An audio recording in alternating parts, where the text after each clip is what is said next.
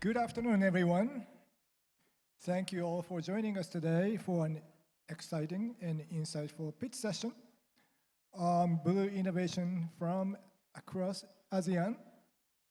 We are thrilled to have such a diverse and talented group of individuals here. Whether you are a seasonal entrepreneur, investor, or simply passionate about innovation, we are delighted to have you with us.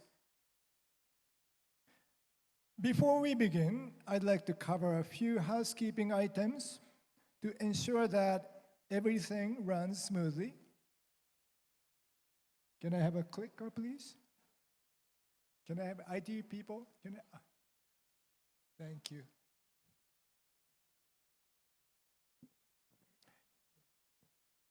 Exiting the room. It's absolutely fine to exit the room after each pitch if you're interested in attending a different stream. However, we kindly ask that you refrain from exiting during the pitch if possible, as it may cause disruption. And two,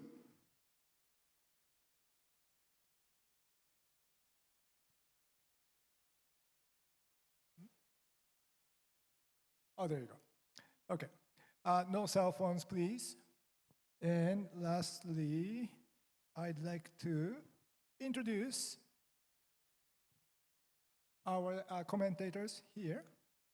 And we are missing one person, I believe.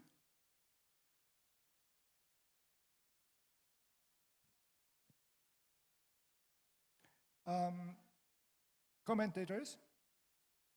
We have three commentators supposed to be here. Chester Pasio from Deliberate Capital. Applause. Satoko Kono from Arun. Yoshinta ST from a ASEAN SME2 Indonesia component GIZ.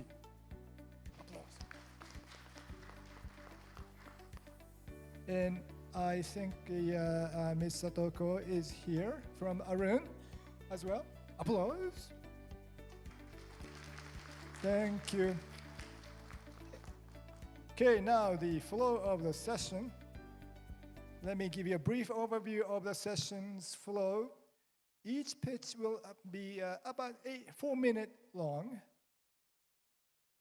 with a hard stop at 4 minutes and 30 seconds. Followed by a 3-minute Q&A. After each venture's pitch, you'll have the chance to rate them on their impact, innovation, and potential. How to vote? Scan the QR code or copy the voting link in your browser. Both will be shown after each pitch. After the first 10 pitches, we'll have a 15-minute break. Finally, at the end of the 20 pitches, we'll all move back to the main area for the concluding statements at the plenary. Once again, thank you for being here today. By the way, this is the best room. Did you know that? This is the best room. So we're looking forward to seeing more incredible ideas and innovations. Let's get started and make this session a truly inspiring one.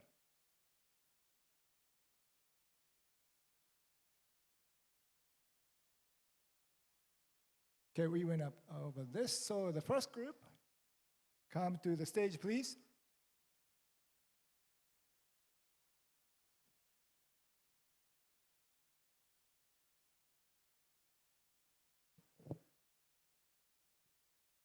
First group.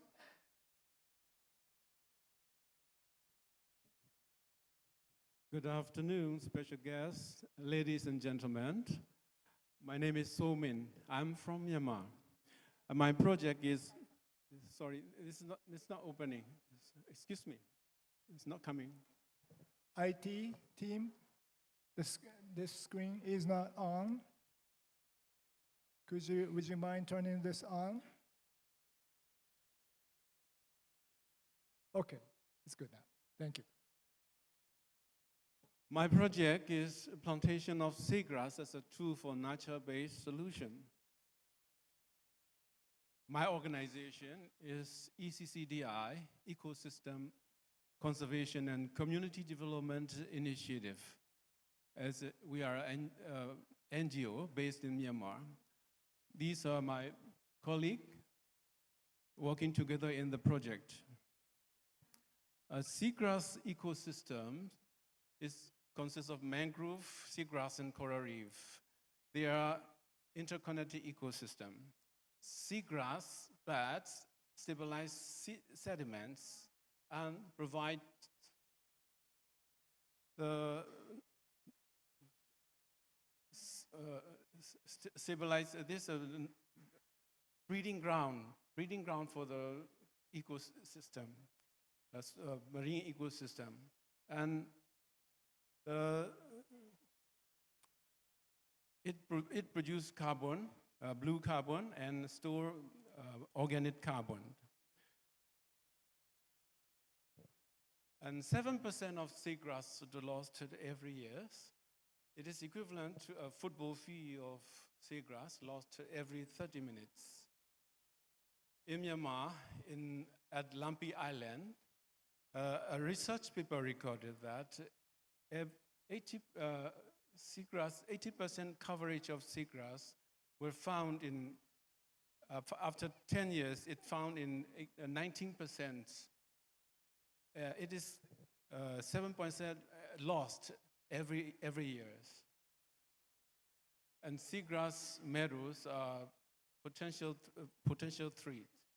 They are highly impacted by water pollution, coastal development, unregulated fishing activities, and climate change. Thus, we introduced seagrass restoration by community-based plantation project. This plantation was led by marine experts implementing innovative restoration and sustainable plantation techniques. And during the project, we work closely with local communities, provide training and employment opportunities. We work closely with marine experts to ensure successful plantation, site selection, and species selections. We signed an MOU with the Marine Science Association of Myanmar for this project. We prioritize environmental friendly methods and we minimize the impact on the ecosystem. We use bamboo. Using bamboo to anchor and protect against waves ensures eco-friendliness, local adaptability, and minimal waste. And as proposed in our proposal, 20,000 seagrass plants were planted using bamboo poles and bamboo sticks. And we have established adapted management measure with that measure to achieve the targeted quantity of seagrass plant by monitoring their growth rate and carbon sequestrations. And after the 6 months of plantation period, estimated cost of 25K, we planted 20,000 seagrass plants on 1 hectare of mud flat. I'm sorry, you have to wrap it up. At the initial stage of plant growth, 0.09 tons of... You have 20 seconds to wrap up. 0.9 tons of CO2 achieve the sequestration, 60 tons of organic carbon protected. And seagrass restoration helps combat climate change, improve water quality, and support biodiversity. I'm very, very sorry, but I have to stop you here. Thank you. And move on to the next. But please, let's hear from the commentators. Do you have questions, please? Yes, please. Yeah, thank you very much for your presentation. I think I'm from Japan, and we are also very much interested in seagrasses.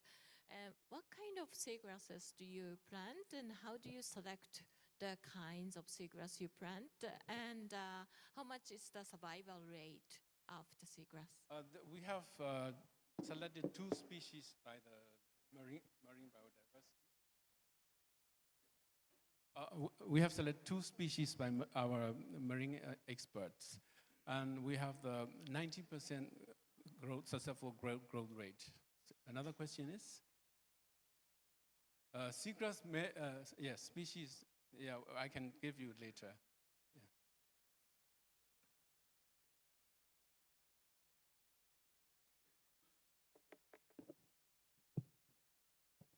Hi, I'm from the Philippines. I represent Impact Deliberate Capital, so I'm more on the investment side. My question is why?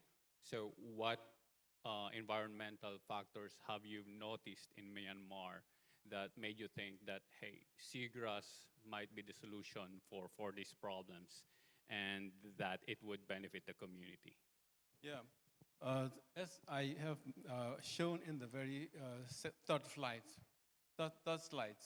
we have tell the benefit of the seagrass. Seagrass protect sediments. It stabilizes sediments in the system, you know. It covers storm waves. And, you know, we have,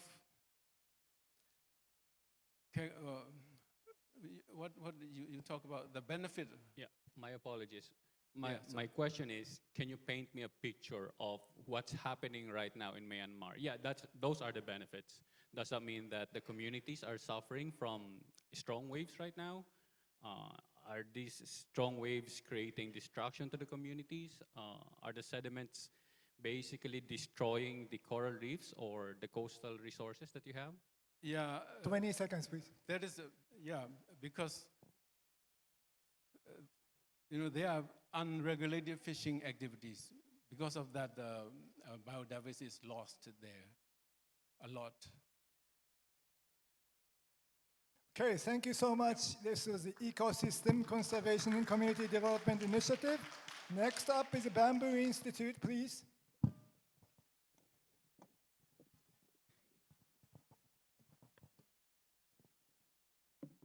Thank you.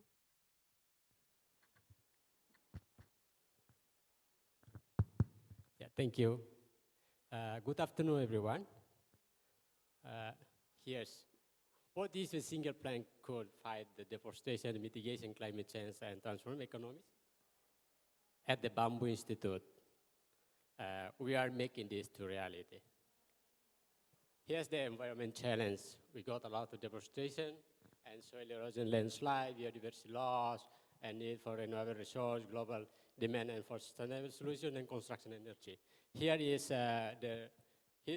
happening in my town. That's a real one in my town. I grew up there. I saw a lot of things about that. Next. Here's the solution. Why we need to plant the bamboo? Because the bamboo is fast growing and renewable, and eco-construction is good for the construction and bioenergy for carbon sequestration and soil restoration. Here's the solution for those problems. Our impact so far. Here's our project.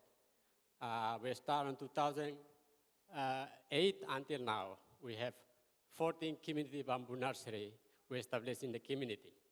And 2,700 hectares plantation of the bamboo on 13 municipalities in Timor-Leste. We train the community about the climate management, bamboo propagation, and bamboo planting. We involve around 800 individuals on our project. In our facility, we have 100 employees is working there. We manufacture in the board, so we produce the strips to the bamboo board and produce the furniture, blind handicraft toothpick, and biomass pellet and briquette is our product, and now we are doing.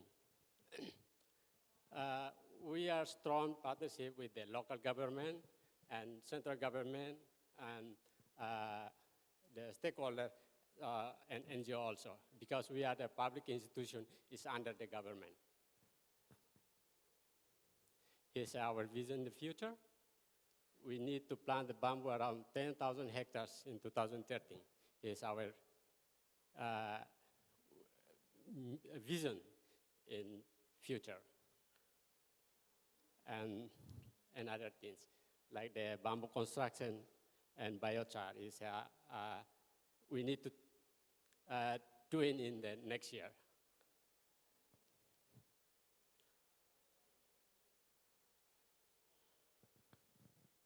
Yeah, it's a partnership.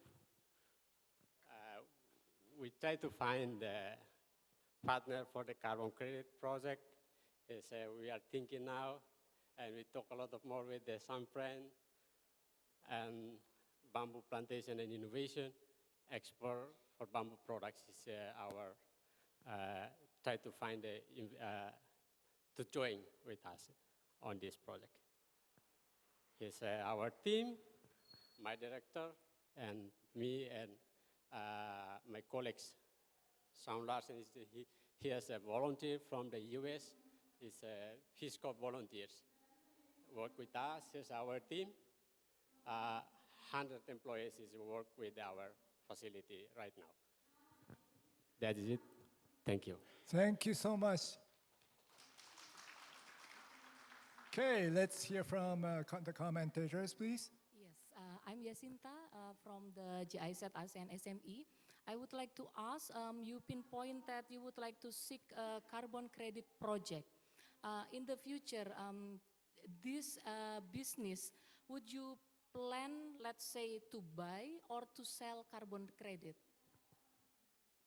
Yeah, in our country, no any carbon project there. We are thinking to do some carbon project, because we are doing our project is the bamboo. We think about the bamboo. 1 hectare will be capture the carbon around 10 ton per hectare per year. We are not the buyer, but we are the player. Okay, noted. And also the second question, do you already have existing distribution channel of your product? Distributor, when you sell, let's say, biochar or bamboo furniture? For the furniture until now, our market is just a domestic, but we are thinking for the export also, maybe in the future. Thank you very much for your presentation. Have you thought about the different types of trees other than bamboo? Did you compare and choose the bamboo? And also, what is the most critical issue for you now? Sorry? So first question is that why bamboo? Is this suitable for your land? And the second question is what is the most critical issue now for you? Okay, for sequestration, carbon sequestration. Yeah, because we're just doing on the bamboo project. Other thing we cannot do it because we just focus on the bamboo. That's why we just plant the bamboo. If we plant like I already mentioned, is 2,700, and we can capture more, capture what? Yeah, the sequestered carbons will be increased on these hectares. And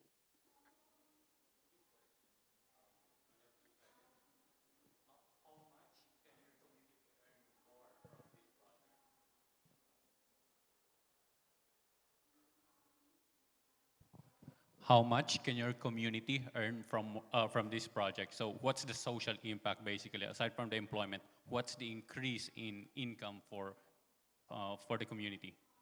okay, I can have my friend to answer. So there's an import. 2 lines, please.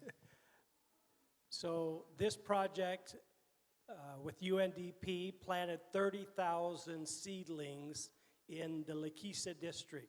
Each seedling gives to the community 80 cents. So the funding from UNDP was able to provide funding to those communities. Each community, we established 5 new nurseries, so 80 cents, about 5,000 seedlings per nursery. So that just is from this project. However, that project will continue to go on after this funding is gone. And then the Bamboo Institute buys that bamboo back from them when they harvest it. So it's an ongoing stream of revenue for those farmers and for those rural communities. Thank you. Sorry, I have to stop you here. Thank you so much, Bamboo Institute. Next group up is Netil Timor-Leste.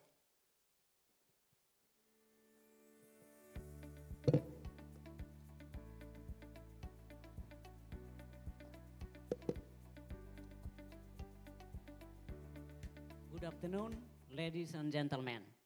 My name is Marcos Ramos. My organization is Netil Timor-Leste.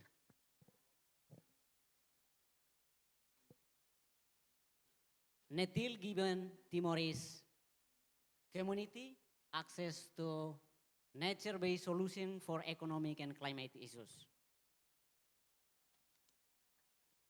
Hundreds of thousands of Timorese struggle to access sustainable livelihoods and resilience. Please look at these pictures that shows that erosion, landslide, flooding caused by illegal cutting trees, forest devastation, afforestation and deforestation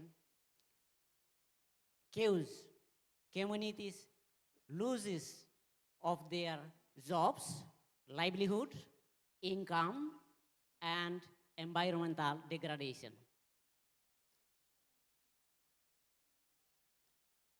Imagine a future where resilient, safely, and secure of life within everyone reach. Again, this photo shows Netil is focused on community mobilization, training and capacity building to coastal area communities, especially vulnerable people, to provide them opportunity to improve their knowledge, to teach them, to guide them, so that they will be able to cope with risk of disaster affected by vulnerability climate change.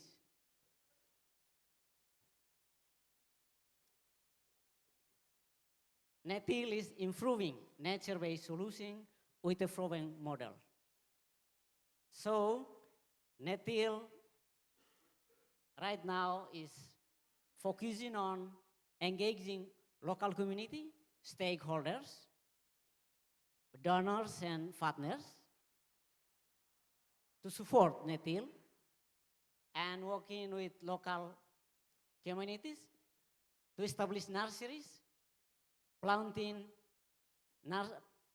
mangrove trees involving and participated by local government, central government, partners and donors, and also provide support to community to restore the degradation of local area, coastal area, sorry.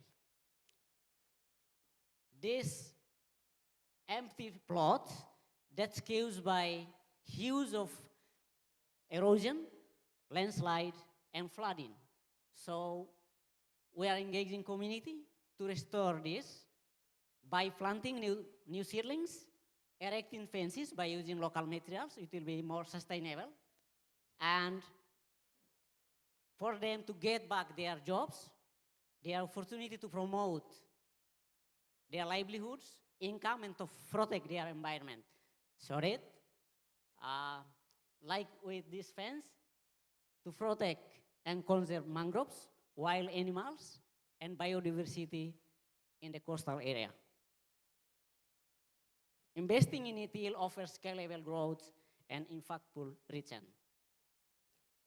So NETIL is engaging with government in local level, national level, and mobilizing community to plant trees, specifically mangrove trees, to benefit them and also to benefit for the children in future. 15 seconds. Thank you so much. This is our contact. Please keep in touch and reach out to us. Thank you so much. Thank you. Commentators? Yes, I would like to learn on your activities. What will be the business core of this project? It is a capacity building or more or less on the plantation of certain plant to, let's say, improve the livelihood of certain location? Yeah, actually, we provide training and capacity building to the local groups, to local community, also to our staff, to our people in organizations, so that to elevate their capacity to help community. And actually right now we are planting tree, both terrestrial plantation and coastal area plantation. And also hopefully that we'll work for carbon sequestration and marketing sometime in future, because this is need a lot of need a little bit time, because it should be go for registration, verification with the gold standard, with the BERA standard, any standard that applied in the world, so that we can access to the market, carbon market, because there are two markets, compulsory markets and voluntary markets. Okay. Another question, please. For this capacity building, do you provide for free, or is there any charge for the trainee? Actually, we pay to facilitators, to experts who is coming from outside. If we don't have in locally, then we pay them some expensive. But for our community, they should be participate voluntarily. They should give their time, their effort, so that they will gain knowledge, experience from the expert.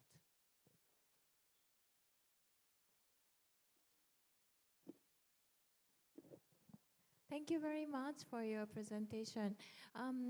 So right now, you are not having any business model, that you don't sell anything, right? Yes. Do you have any plan to sell things? Actually, we have planned for selling this blue carbon, but we require certain amount of funding to follow the process. There are 14 processes to be followed up to register it with the gold standard processes. So we are looking for that, because now we have already 21 hectares of mangroves plantation with about 40,000 mangroves, and we plan to expand to more about 100 mangroves. Because the criteria to register is about 100 hectares of the area, then we can go for registration. Thank you so much, everyone. Please give them applause. Next up is Green Brunei. Just so you know, everyone, during the pitches, please rate, copy the QR code, and rate the performance. And also, commenters, please make sure to just write your scores as well.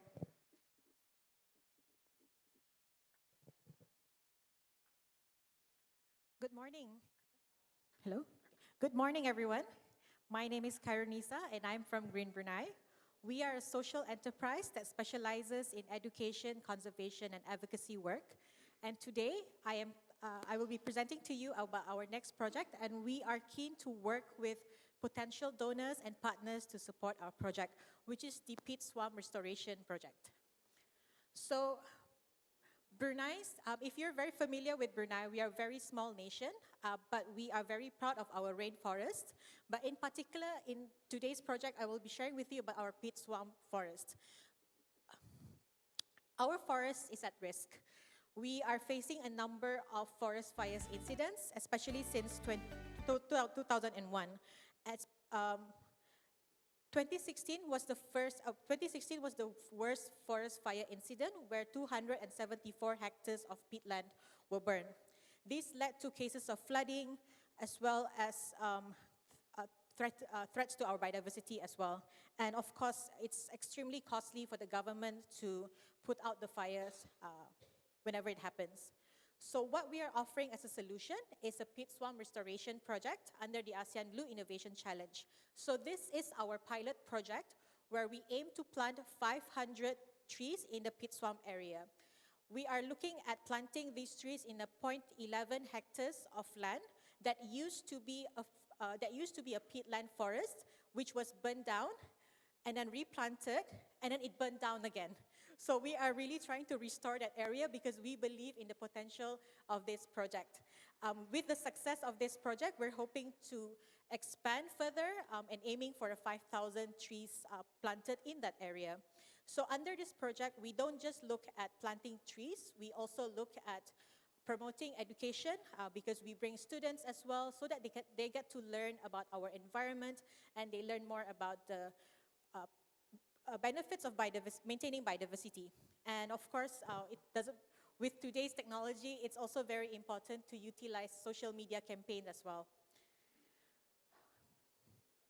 So this initiative aims to restore our habitats, prevent peat layer erosion, and also to enhance carbon sequestration.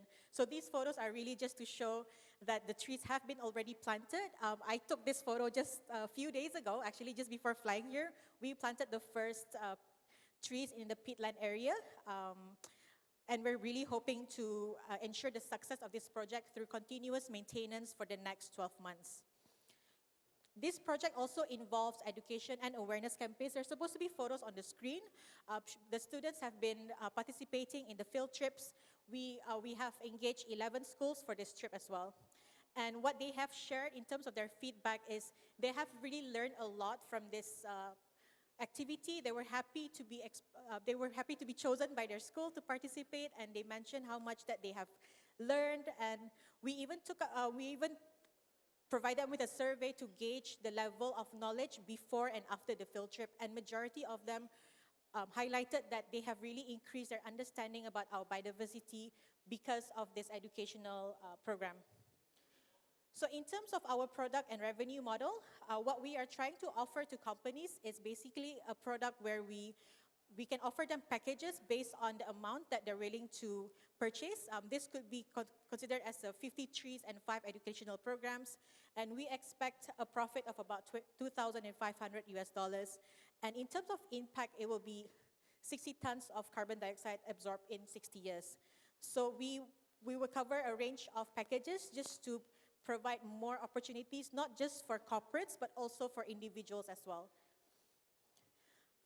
So we have worked with a number of clients locally as well as the multinational companies in Brunei. So we believe that there is a market because we have engaged with them through different projects that we have done in the past. And we are looking at potential clients to be part of this project as well, moving forward. Just to share with you that in terms of our team, we come from a very diverse background, but we work with some technical experts as well as people who are more involved in the educational sector. So with your support, we can preserve and restore far more. Thank you so much. Thank you. Okay, let's hear from the commentators. Commentators, would you mind finishing your question before the last 30 seconds so the presenter can have 30 seconds to answer the last question? Okay. Please go ahead. My question is, you mentioned about impact. With your business model, will you then hire verified auditor, and or how you proceed the impact?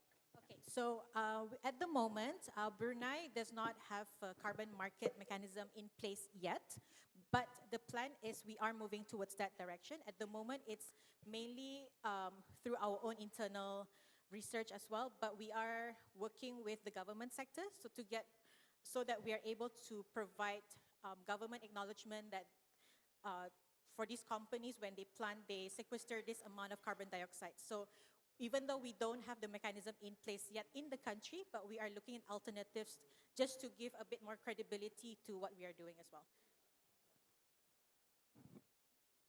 Hi, thank you for the presentation. Have you considered other sources of revenue, let's say, other than the CSR or grants or donations? Are you looking at tourism, ecotourism, or whatever, to basically sustain the project in the long run? Okay, so at the moment, Green Brunei as an organization, what we do offer is actually an event management service. So we don't promote, we're not going to companies saying, would you like to sponsor us?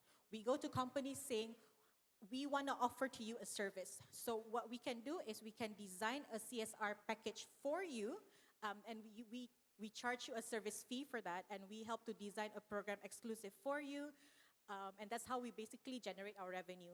So we don't believe in just asking for or begging for money in that traditional sense. It doesn't work anymore, but companies are very happy to work with us because they can obviously take that project as theirs. We create a brand for the company as well. So that's our current revenue model.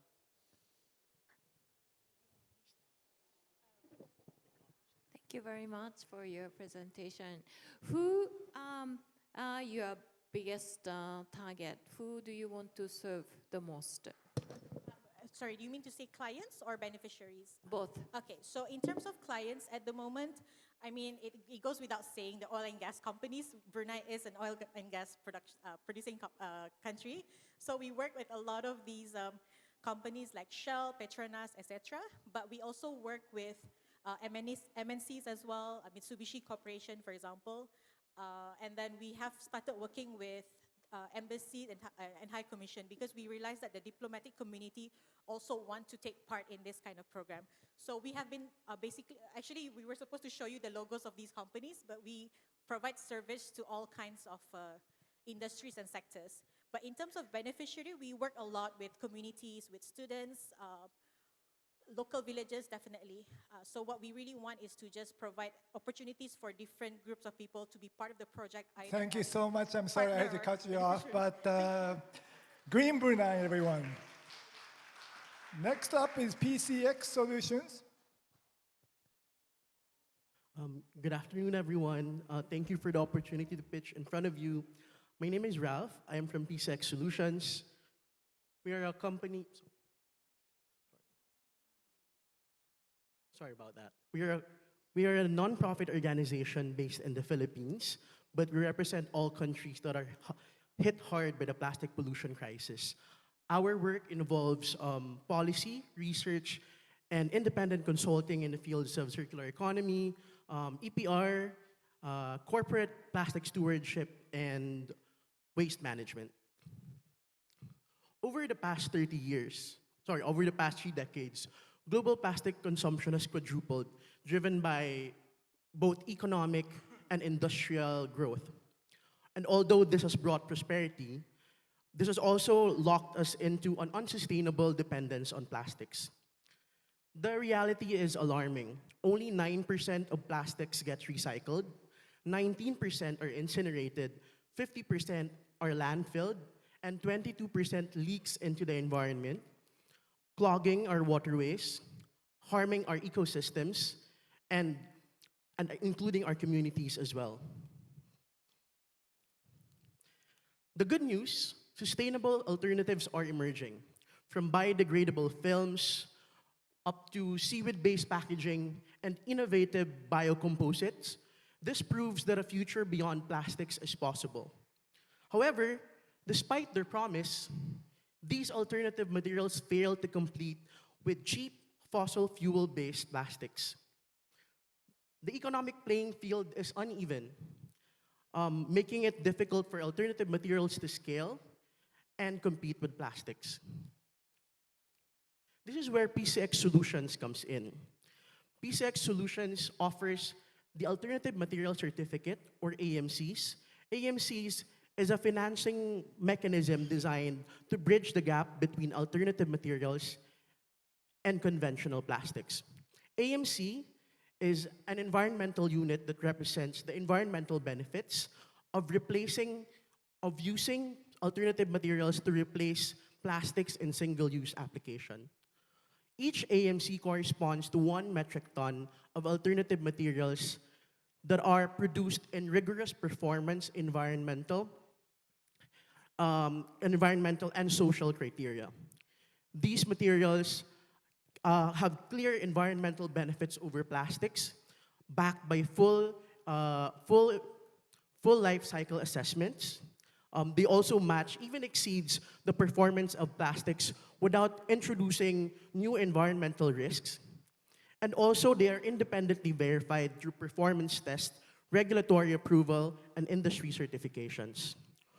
When companies and organizations purchase AMCs, they channel funding into startups and SMEs to help them scale and they drive the transition towards the adoption of alternative materials. We need early adopters. We need governments, businesses, and investors to catalyze this shift. Through AMCs, these organizations can channel funding into alternative materials producers. And ultimately, we can drive the transition to a more circular economy. Just to be clear, AMCs are not a way to compensate for plastics. AMCs fund the solutions to eliminate the need for plastics in the first place.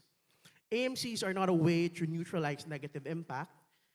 Instead, AMCs is an investment to drive the adoption of alternative materials.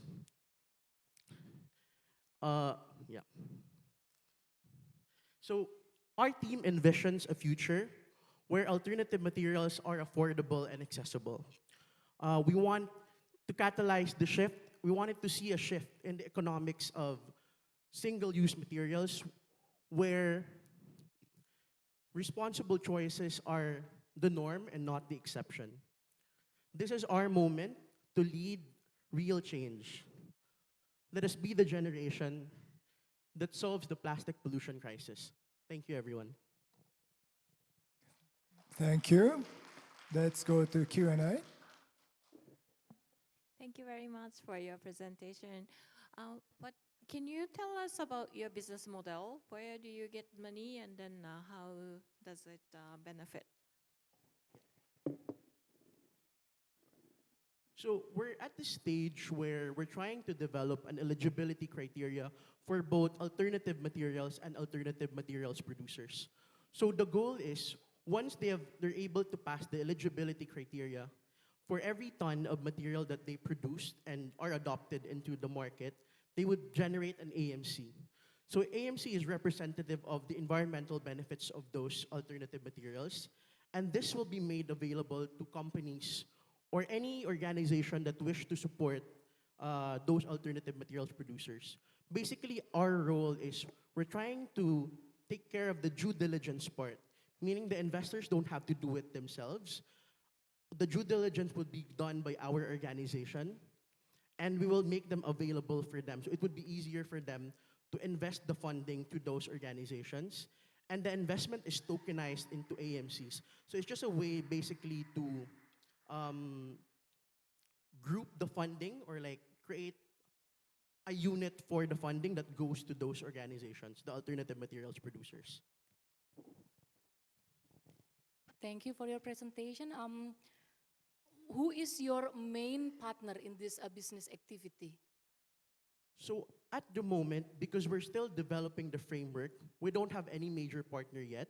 We did have talks with the Philippine government. We're trying to align the framework with the local policy, potentially looking into how this could integrate into EPR. And also we're trying to look into local technologies available, local testing available, so we could align the criteria with what can be tested locally. So, for example, in the criteria, we have requirements for LCAs just to make sure that the alternative material really offers better environmental performance. So we're trying to see if within ASEAN, will those requirements be possible for existing organizations? Is it like auditing service provider? Yeah, exactly. So everything will be independently verified by third-party organizations. Yeah, quick question. It's like a pseudo financial instrument. So what's my return mechanism for this if I decide to invest? Sorry, sir. It's like a pseudo financial instrument that you're creating. So what's my return mechanism for this? What's the mechanism? For an investor, what's the return for the investor? Yeah. So this one, the goal of this is not really to compensate a specific footprint. So the investor should really have the goal of producing a specific outcome. So for example, in this case, an investor could be someone who wants to eventually adopt alternative materials, but it wouldn't make sense in the current scenario because of complexities in their logistics supply chain. So this is a way for them to channel funding and let those small companies mature. Eventually, they could work with them in the future. Thank you so much. That was PCX Solutions. Next up, everyone, is Ang Dang Ang Company.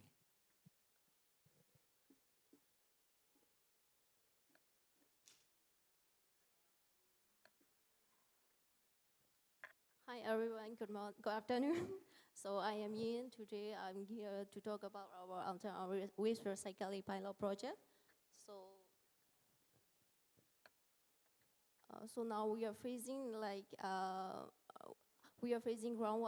in Myanmar, we are facing groundwater depletion and then plastic waste pollution plan and business plan. For after the coup, we have a business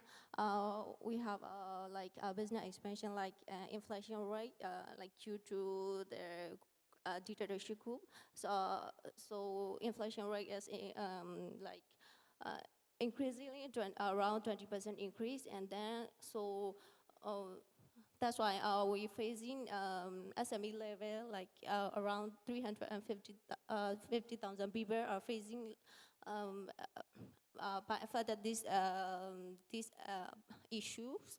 So and then this affair for this dictatorship affair, so we have a fuel shortage and high fuel rate, which cause in four times in urban areas, and then 30 times in war crime war affected area.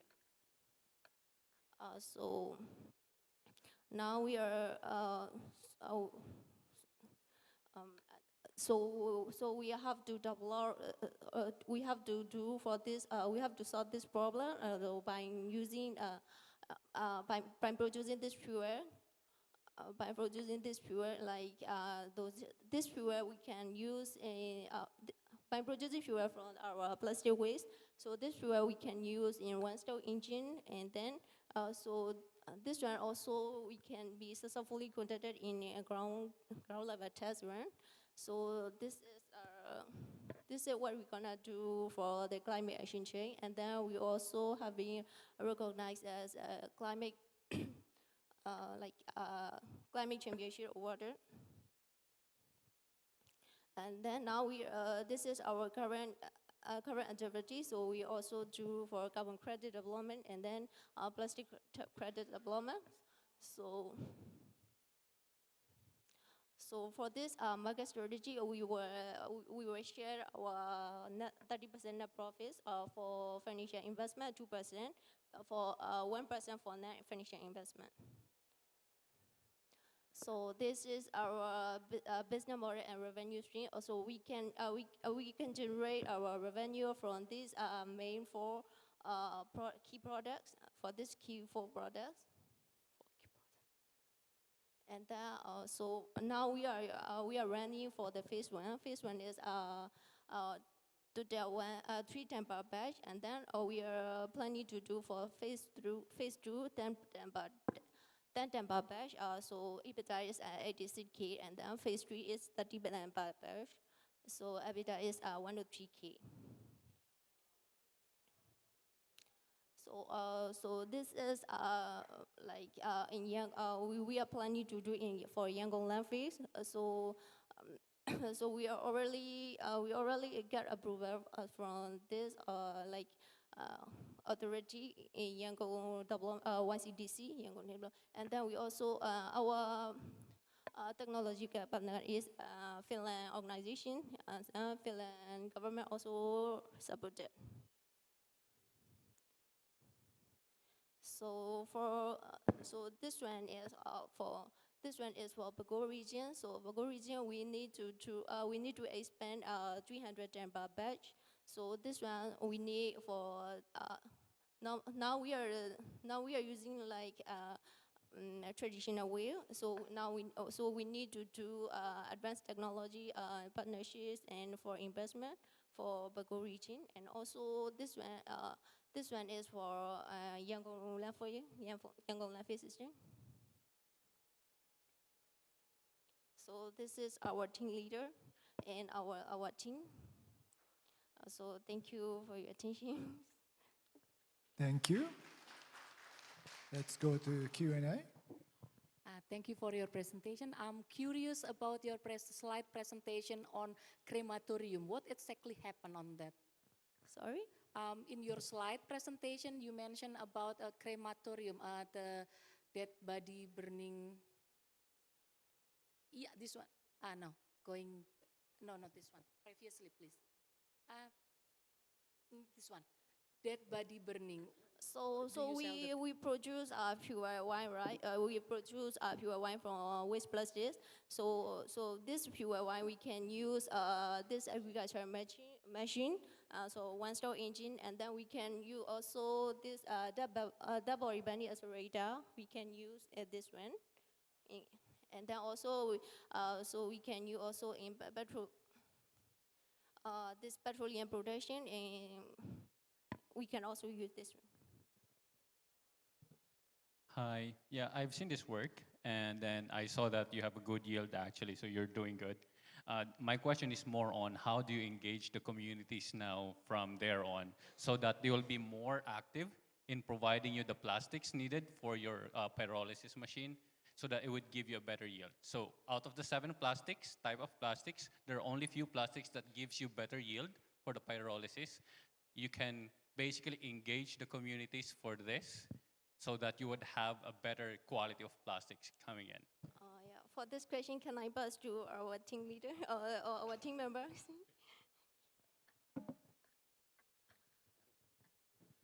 Thank you. So how do you want to engage the community moving forward as a social impact, so that it would also give you better quality plastics for the pyrolysis machine? So you engage more, you have more social impact, and then you still protect your business. We have engaged with relevant authority to get the right of using these waste plastics.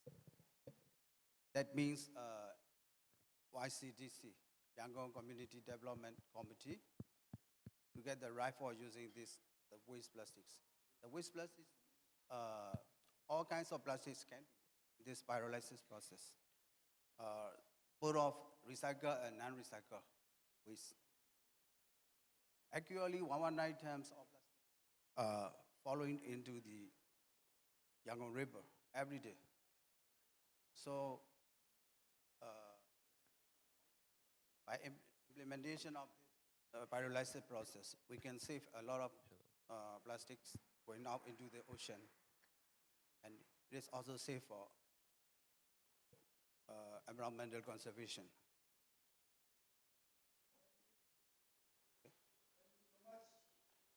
Thank you. Thank you. Thank you.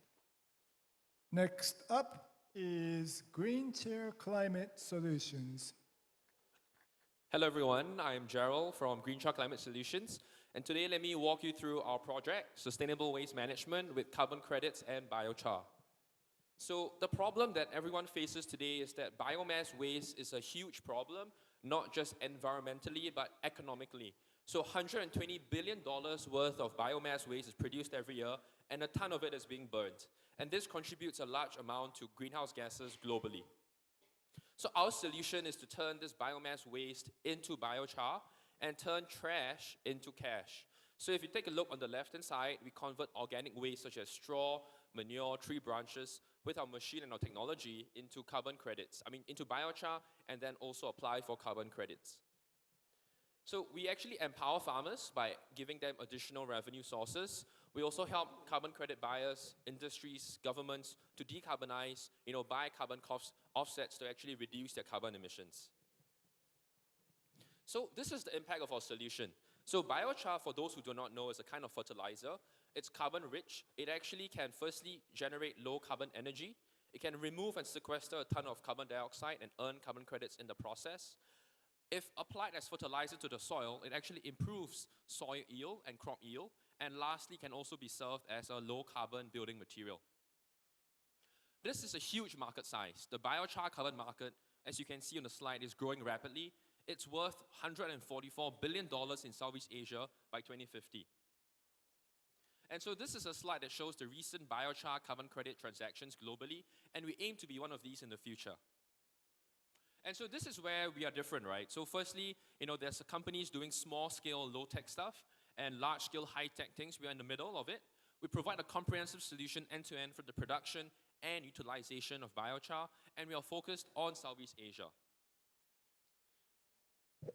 And so this is our business model. In the short term, we're looking at providing carbon credit consultancy services, sourcing and the sale of physical biochar, and potentially even crops. In the medium term, when we apply successfully for carbon credits, we intend to take a 30% commission of it and also sell our physical product that we are in the midst of developing. And in the long term, potentially even a data subscription to our data that we collect from our farmers.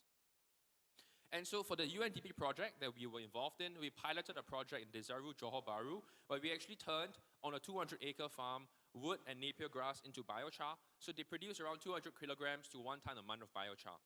And we have a few more clients in the pipeline. And because we just started in 2024, we have mainly been funded by grants since we started last year. So this is our team, 4 of us. And right now, today, we are here asking for partnerships. So if you're a waste producer, if you're a farm, if you're looking to produce biochar or apply for carbon credits, please reach out. And we're also looking for $200,000 USD to scale up more projects and develop our technology, our product, to actually help biochar producers track, monitor, and verify their biochar production more effectively. So thank you, everyone, and please reach out if you have any other questions. Thank you. Thank you so much. I guess I should be wearing an all-person glasses because I'm sorry, I just pronounced green char as opposed to green. I'm sorry, I said green chair, green char. Of course, I used to work for Vera. I should know. It was a fantastic presentation. Let's go to Q&A. Thank you very much for your presentation. Who are your major buyer and how do you reach out to your potential buyer and expand your market? So I think there's 2 main types of buyers, right? Firstly, buyers of the physical product, biochar itself. So these will be fertilizer companies, companies who want to use biochar as a kind of fertilizer, right? So these could be agricultural cooperatives, big farm companies, even fertilizer companies. So we are actually in the process of talking to a few of them at the moment. Secondly, the carbon credit buyers, that's a separate category altogether. These could be technology companies, your big tech companies who would issue RFPs to apply, to get us to apply for them. It could be logistics companies, data centers who might want to decarbonize. So we are mainly focused on these 3 companies right now. And lastly would be carbon marketplaces. So players like our Carbon Future or essentially carbon exchanges who actually onboard us as a supplier, and they would actually be the one, actually selling the either on the spot market or futures market, the carbon credit itself. Yep. Okay, thank you. I'm curious that you will collect data information. So you will work with farmers, and could you please explain how you will collaborate with farmers? Yeah, so I think the data thing is a long-term idea, but I guess the eventual goal is to actually collect more green data, essentially make them more bankable. So the idea of having a data subscription is that if people want to find out more data, agricultural data, they can actually rely on our service because we do collect things like, how good their soil is and things like that in the future. But how we work with farmers is that we actually collect their waste. So when they grow crops, they have actually excess animal feed, for instance, or they have too much napier grass. And instead of just burning it or burying it, letting it decompose, which emits carbon dioxide, we actually help them convert that waste into a kind of fertilizer, which then goes back into their crop production and increase yield. So there's this research that shows that if you add biochar as a fertilizer back into the soil, that actually increases crop yield and quality, right? And so it's this circular economy. And in the process of doing so, we can help them apply for carbon credits, which they can then monetize and get additional income. Can you monetize the one with the farmers? Sorry?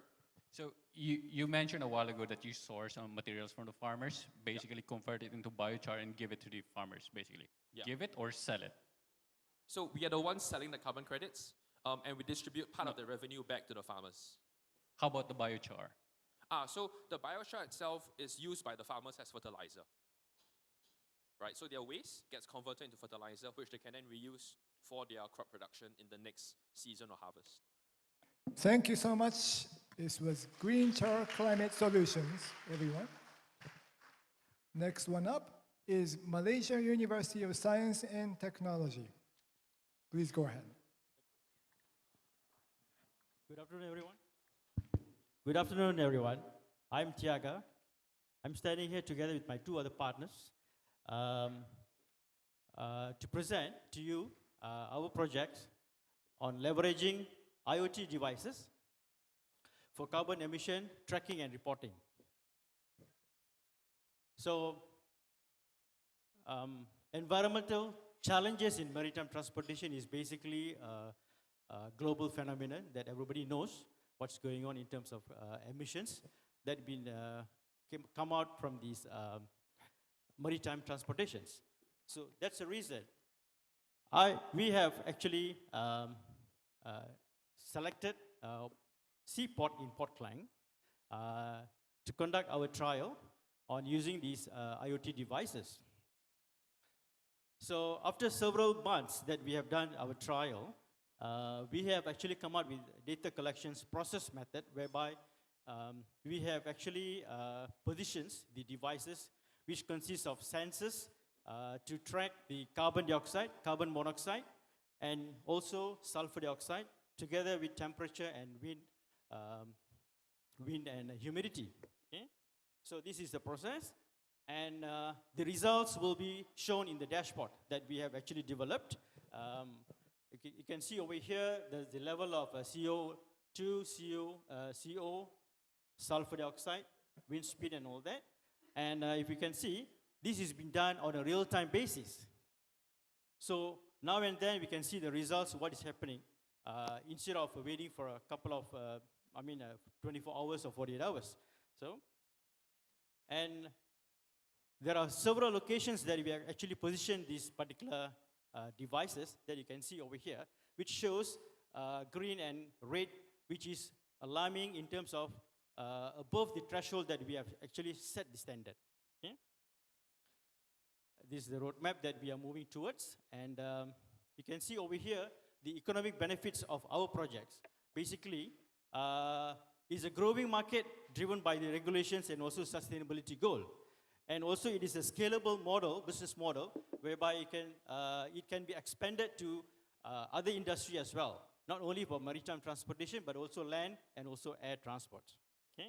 And it has the potential to expand across the global and also other sectors. But right now, before moving further, we are actually focusing Malaysian seaports, then slowly growing into, expanding to Southeast Asian seaports.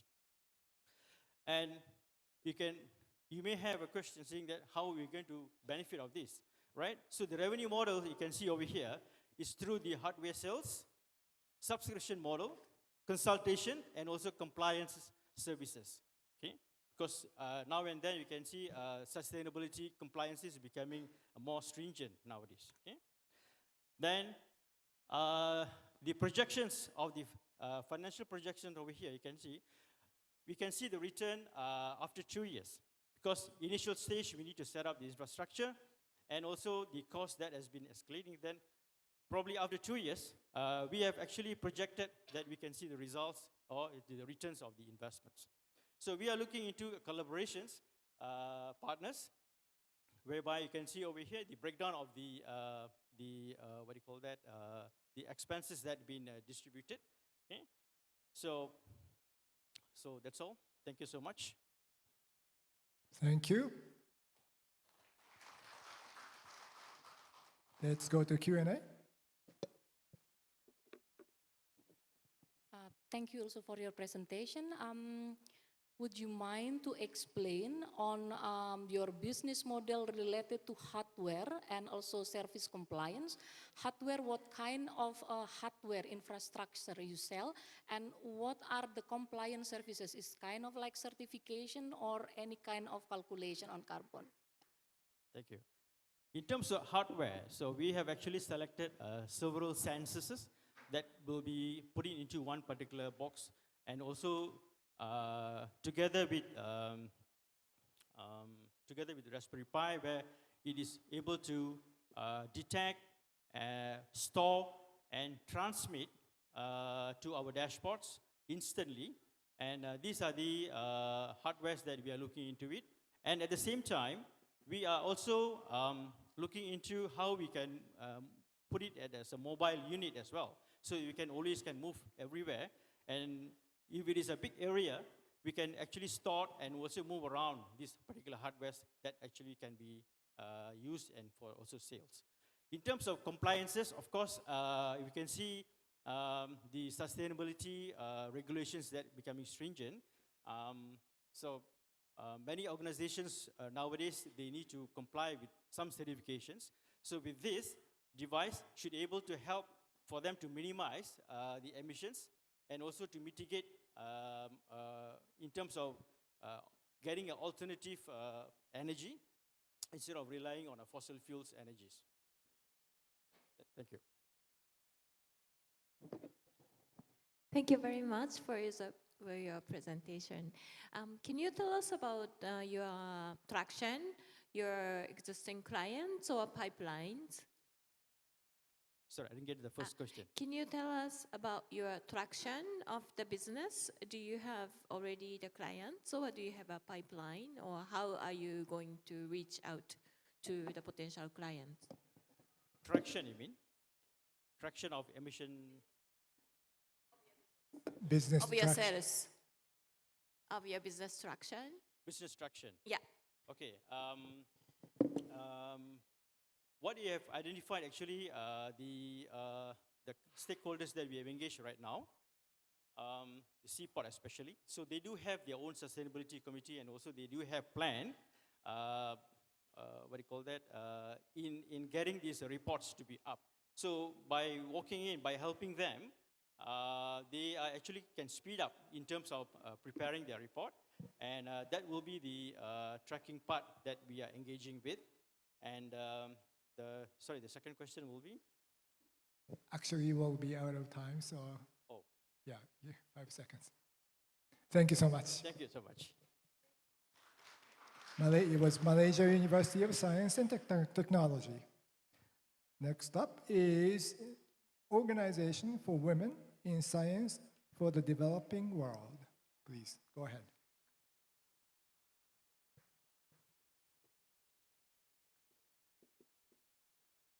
Good afternoon, everyone. I'm here on behalf of OWSD Myanmar National Chapter and Sphere Eco-Friendly Agri-Farm. I'm from Myanmar. My name is Amy Tain. Access to clean water in global average is 71%. However, only 41% of Myanmar people has access to clean water. Seriously,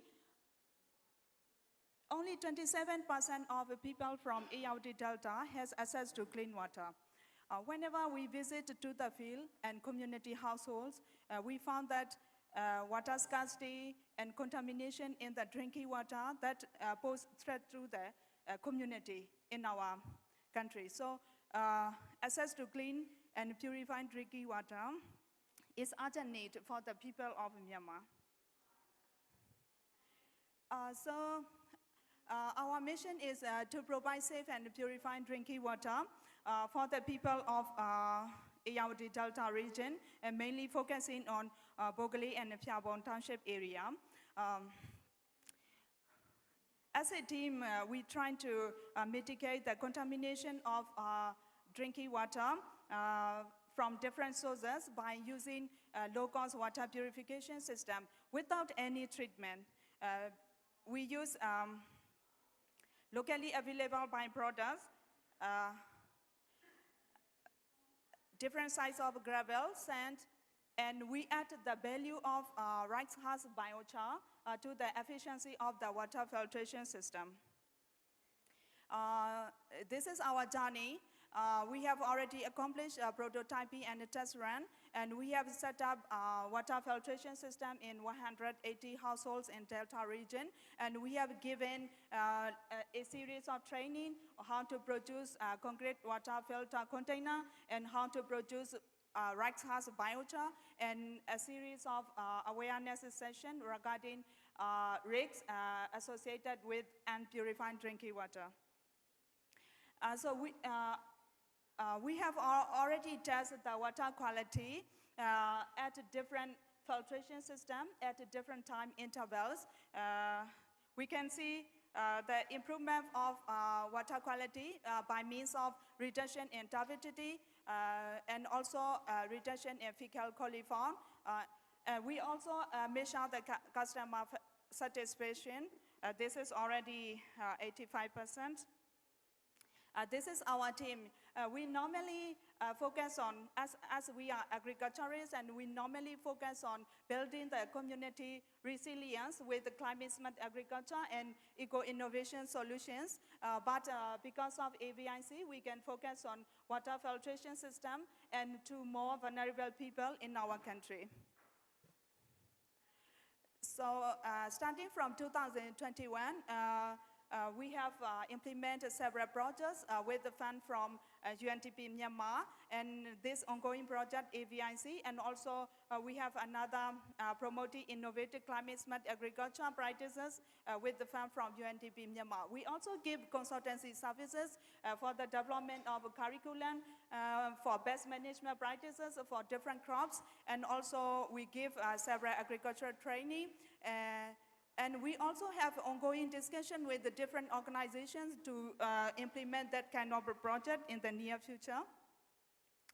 So as our technology is in the early stage, and we look for 100,000 USD for 12-month runway for community awareness, raising for product development and administration costs. So we will try to find local NGO, different organizations in partnership with to reach more vulnerable households, and we will raise funds from different donors. Thank you very much. Thank you so much. Commentators, please ask your questions. Thank you for your presentation. Sorry, Megan.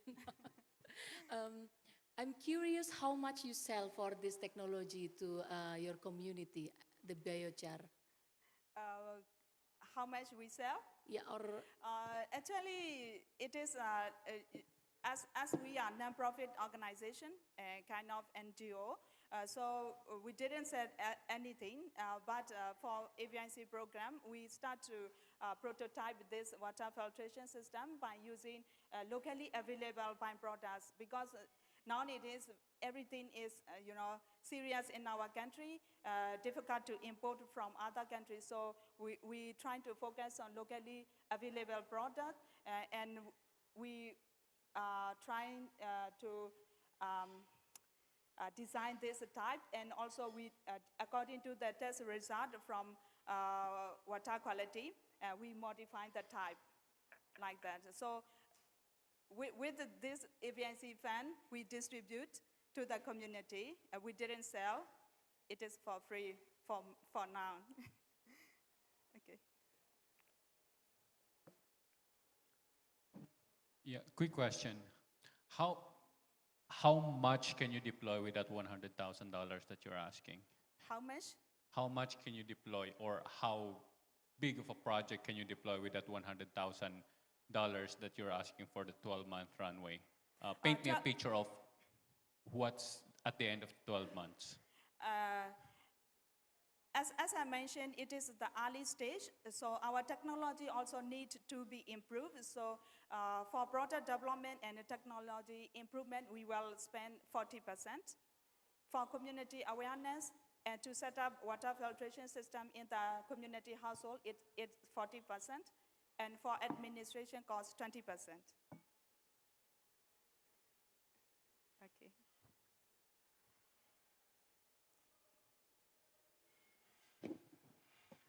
Okay, thank you very much. So, what is your next step with this project?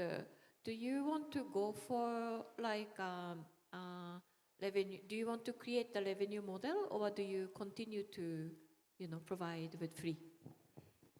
Yeah, within 6 months, we found that there are some drawback because this is concrete container is heavy to move it from here and there. So we are looking for partner and collaborator to improve our technology, like a portable container, and also our filtration system is a bit thick and heavy. So by using collaboration with other technology company, we can improve our technology. Yeah. Thank you so much. It was Organization Thank for you. Women in Science for the Developing World. Next one up, actually the last one before the break, is Green Tech. Good afternoon, everyone. I am Dr. Chuntisa from Green Tech Company, Thailand. We aim to be a global water sustainability solution creator. And we are seeking for a strategic partner with a $0.6 million today. Thailand is facing chronic problem about smelly and toxic hydrogen sulfide gas in agricultural wastewater, which causes lung and skin cancer, destroy the natural water ecosystem, and destruction food chain sustainability. But now we have solution for this problem. We merge the biological treatment with the electrochemical technique together and can treat high inorganic salt wastewater. It's like a specific microbe and unique design. The benefit of biocircuit technology is over 90% energy saving, no chemical treatment, 0.07 dry matter, sludge per cubic meter treated wastewater, high efficiency, 3-in-1 process, less land use, reduced toxic hydrogen sulfide gas and global warming gas emission, that we can gain 7.3 kilogram carbon dioxide per cubic meter of treated wastewater. Why biocircuit? Compare with the traditional secondary treatment on the left-hand side and biocircuit on the right. On the same capex, we can save the operation cost like 75 times from traditional treatment. And the ROI is less than 5 years. Competitor landscape, we are in the left corner, which is low expenses and low ROI. We sell biocircuit products to the customer. The small scale is like 12 sites, and the medium scale, 1 cubic meter, 1 site, and gain $1 million. And this is a revenue model, B2B. Nowadays, we gain from product sales and licensing and consult.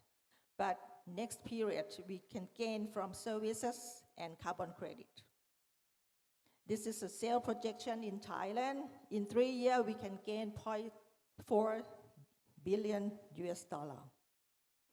And beyond Thailand, Asia is facing the same issue. So the sales growth is increased up to 33 times. So this is the roadmap. Next 2 years, we expand to ASEAN, and next 4 years, expand to Asia. And this is our team. We have 4 core persons. I am who is the owner of this technology. And we have consultant as the marketing, financial, and business development. And we have a back office system, control system too. So we have a lot of partners who help us to, as a civil construction, production, IoT platform, climate tech platform, licensing, intellectual properties, management, and granting. Join us today for our profit, people, and planet. Thank you. Thank you. Let's go to Q&A.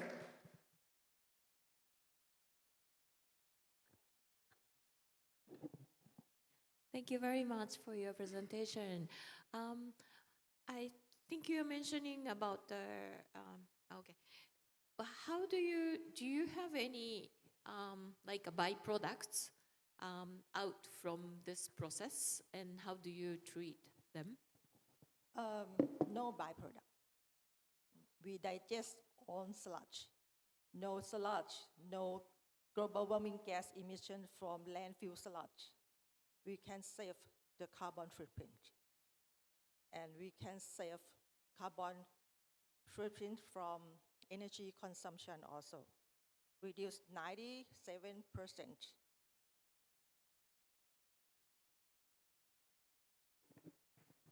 Who is your main partner on these businesses? Normally, we are the solution provider as a research and development company. After customer request, we research and decide the process for them. After that, we send our design to the civil construction partner, and then they produce installation. After that, we commissioning and delivery. Okay. So you are working with other partner to deliver, let's say, one go solution, something like that. Right, right. We have many partners to do that. Each segment, we have each partner. What's your revenue to date? Again, please. What's your revenue to date? Driving to date? Revenue. Revenue, Yeah. okay. It's like close to $1 million US dollar today. That's nice. Thank you. Thank you. Oh, I'm curious. Your microbial cells. Right. Yeah. Is that like you produce it, you find it, or you regenerate it, or how does it work? Okay, this kind of my PhD research. After I finish this, like high, very expensive, you know. I can reduce the cost about 600 times from the original technology that can commercialize. We renovate, we remove all expensive materials and prove it work or not, and it worked. And I worked on that more than 15 years. And right now is the time. Thank you so much. Thank you. It was Green Tech. And everyone will take a 15-minute break now. So let's come back here by 3:25. Thank you so much.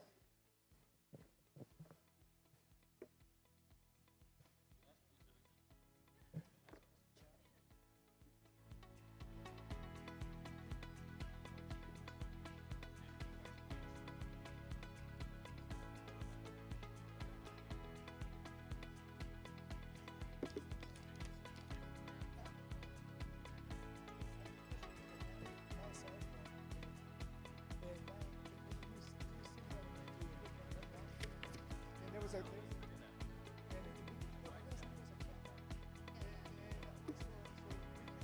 rush. Yeah, that was a So I'd like to just leave him like a two-minute summary of this because I don't think he was able to. So let's just let's just be nice. Okay.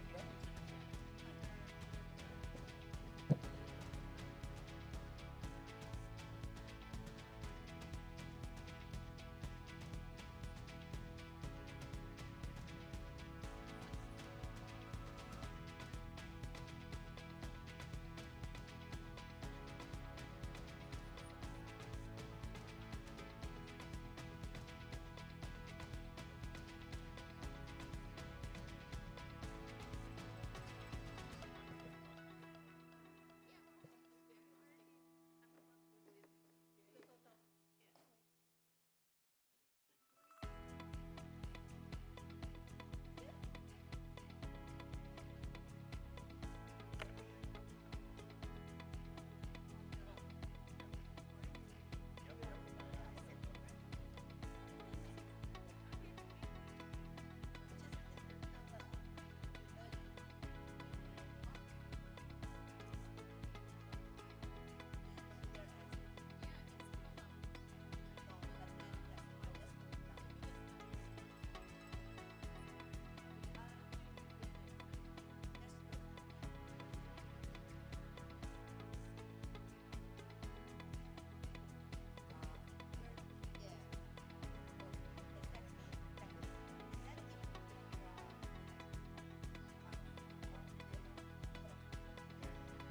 Under development.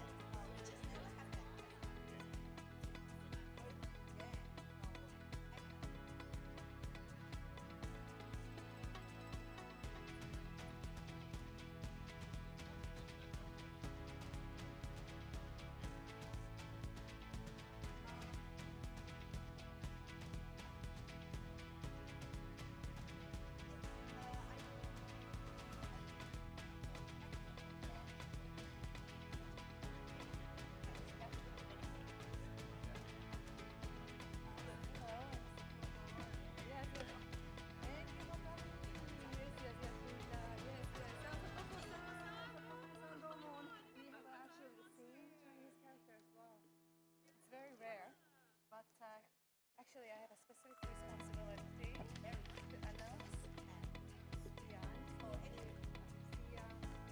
coming at this moment. I would contemplate okay, what's the total? I'll calculate.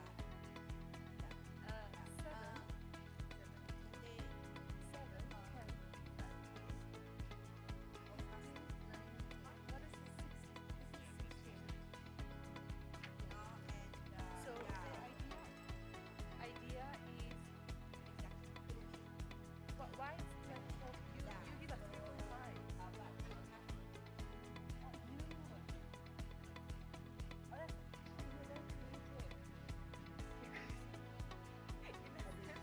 You came to my panel, right? Did you hear what Win said?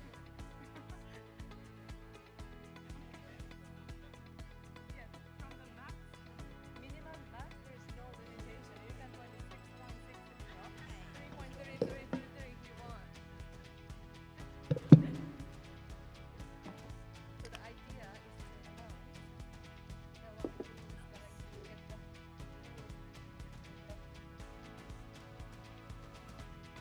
the highest income.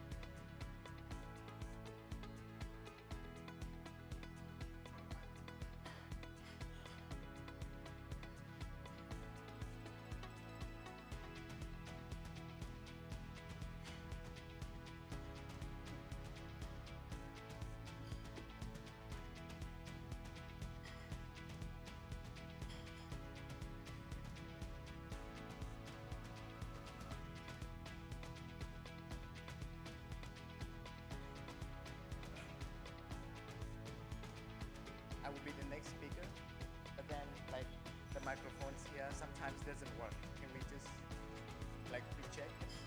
Yeah. IT team, is there a microphone that works for the presenter?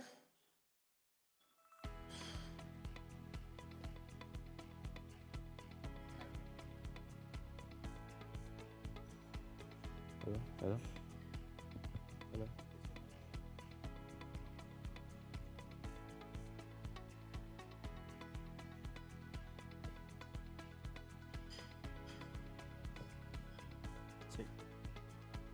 We are starting. Hello, hello. Hello.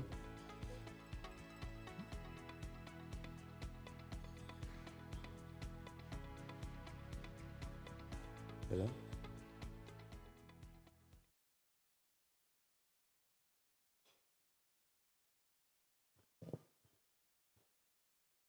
Okay, let's start again. The first one up is flow metric. Please go ahead.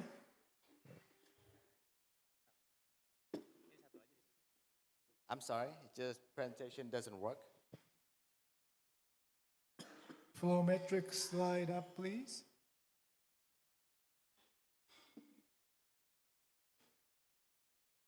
Okay. Should I start? Go ahead. Hello, everyone. Welcome to Flowmetric. So we are the enterprise AI power water management platform for enterprise. So we're basically focusing, to make clear before saying anything else, we're focusing on manufacturing enterprises who use a lot of water. Okay? So,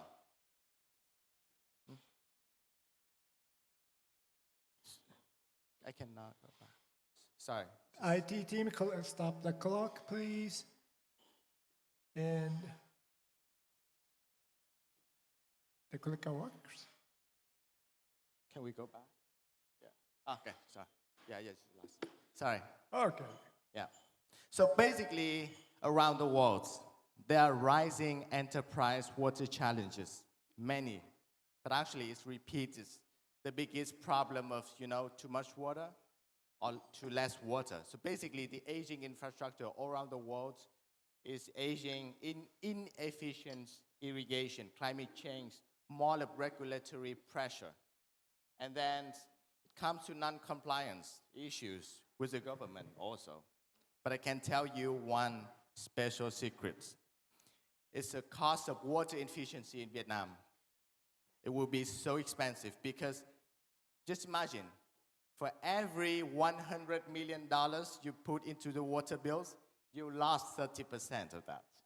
And then actually the water tariff in Vietnam is increasing for 5% per year.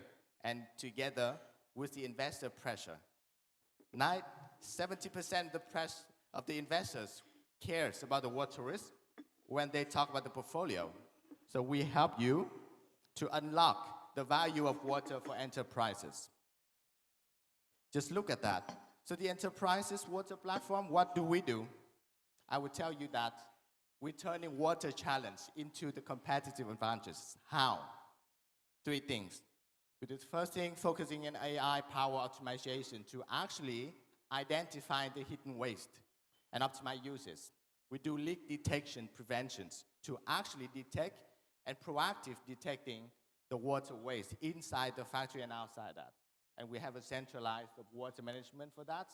The market size is real, 1.7 trillion of the global water management market. With the Samsung, and we achieved to 2.8 billion. This market in Vietnam that we're aiming to.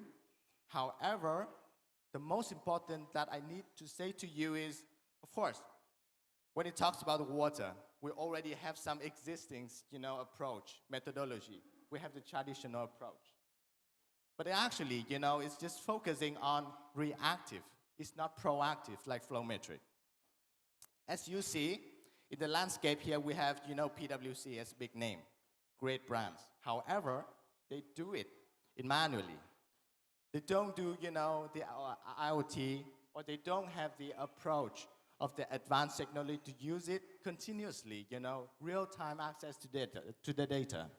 But then there's some other players, they always stick with IoT, but non-traditional, but with the traditional methodology, only water monitoring. Flow metric is up-down, that we advance the technology to use it to solve the water problems. So basically, we operating excellence methodology that provide water sustainability.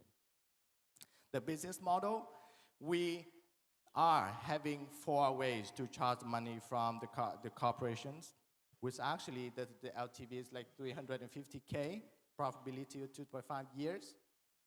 And we already have the tractions and pipeline from EU, the brewing company, Vietnam, the agribusiness groups, and actually we have the clients from Indonesia that we are doing very well. We startups, together at Vietnam as a local business, companies, and we grow up, together. We connect the people in Germany, connect the people in Korea, and then we plan to 2025. We do AI, climate technology, which is full of great teams out here, and we actually raise up for 350K. Thank you for your listenings. Thank you so much. And commentators, please go ahead. Yeah, thank you for the presentation. Yeah, you're raising 350,000. How far will that take you in terms of your business model right now? At what revenue level are you targeting with that? Thank you for the question. So basically, we're focusing on the product developments because actually we're now discovering the huge application of generative AI into transforming the climate AI into the risk analysis. So that's the very, the step down when it comes to the enterprise because they already interact with the platform, and then acquiring, seeking for the annually or monthly reported that we can provide it and can use, the AI applications. And then when it comes to the water, so basically there are many things that we need to access to the high technology. For example, satellites, spatial, to advise the groundwater. So basically we need to access to that and buy the license to access that. It will achieve our high accuracy in the future if you talk about, risk analysis and water finance. Hope it helps. Thank you. Yeah. Thank you for your presentation. Thank you. I'm always curious about the AI and data collection. You mentioned about the water monitor.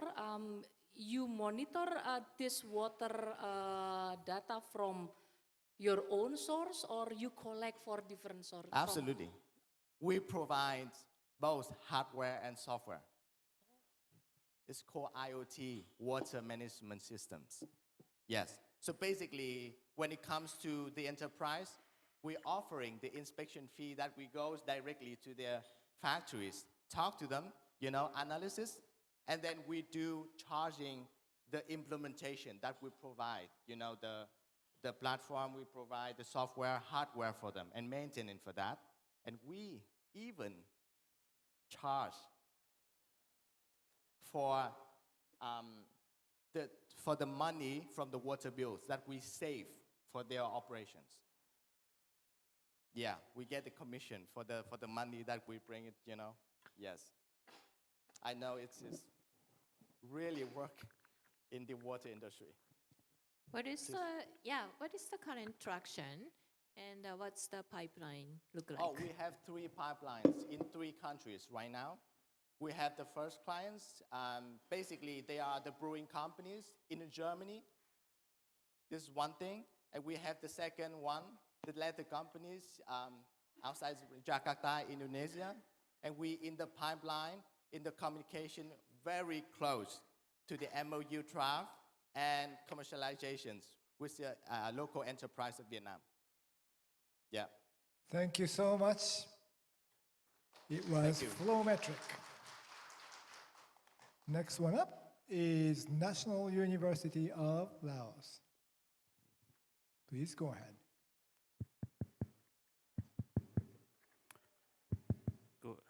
Good afternoon, ladies and gentlemen. My name is Kamla Nun Alin Sawat, representative of National University of Laos. Today, I'm delighted to present our project, the name Wastewater Monitoring and Environmental Impact Management System in manufacturing company. This system aims to tackle critical environmental challenges posed by industrial pollutions, including wastewater, air pollution, and soil contamination. For the problem that we have so far is the industrial pollution, that they produce a lot of pollutions and soil contamination and the other factors of the environment parameters that affect to the environment and human health. That one more thing is this issue that leading to the greenhouse gas emission, climate change, ecosystem damage, and serious health risks for the humans. Therefore, we have some solution for the previous problem that we have so far, that we provide IoT technology together with smart monitoring system. With this system, we can have some real-time data with immediate accuracy throughout the web application and mobile application that we have developed to have organizations practice environmental responsibility, real-time monitoring for environmental parameters such as water, air quality, soil, and noise levels as well. We have provide some advanced sensors to monitor and to detect the actual location for the soil, air, and water and noise level, together with the communication layer that we use to communicate between physical layer and application layer that we have provide for the system. And the result for the system that we have developed so far is based on web application and mobile application that we have. And you can see here that we can have some dashboard to display about the parameters that we detect from the real environment. And also we have some detect for parameters for each kind of sensor that we have. And we also implement this one to one of the biggest beverage company in our country, that we have some collaboration with them, and then we have done testing and deploy the system already. Yeah, and together with web application, we also have some mobile application to monitor, manage alarm tracking, and to have some real-time report in case that the system or our platform can detect some pollution levels in case already exceed safe limits from the national standard that we have set up to the system. For the market, for system utilization, that we can say that the classification of the market that can be companies themselves, let's say the industrial sectors and environmental consultant companies and ministry, that they have some responsibility to take care or to have some technique to make sure that the environment can be safe and can have some better solution for the environmental system. For the revenue model, that we provide some technology that we provide earlier, that can say that Innotech EIM model that we have developed, and then we have some hardware, sensors, and consultant and professional service. And for the roadmap that we have done for this system is about 6 months, and then we plan to expand to the other sector, like a mining company, special economic zone, and agriculture. I'm sorry, I have to stop. Attention. Thank you. Thank you. Okay, let's go to Q&A.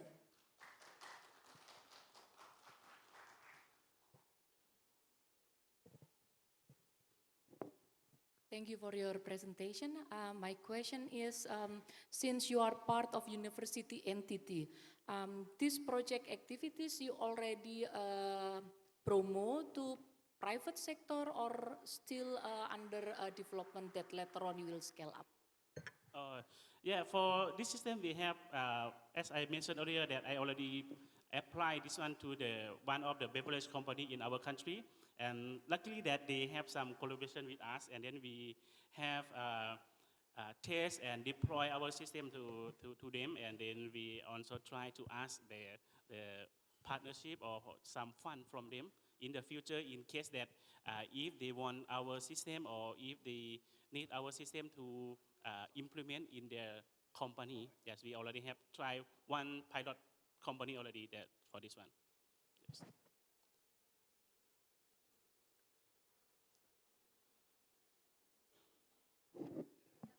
Thank you very much for your presentation.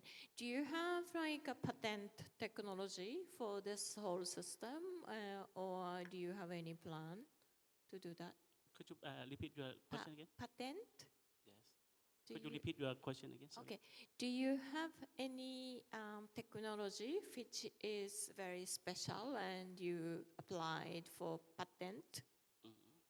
Yeah, actually, maybe there is no particular device that we have, but we can say that our system that we have developed that we can do that by ourselves is our IoT technology and sensors that we have, like a smart sensor to detect each kind of environment parameters.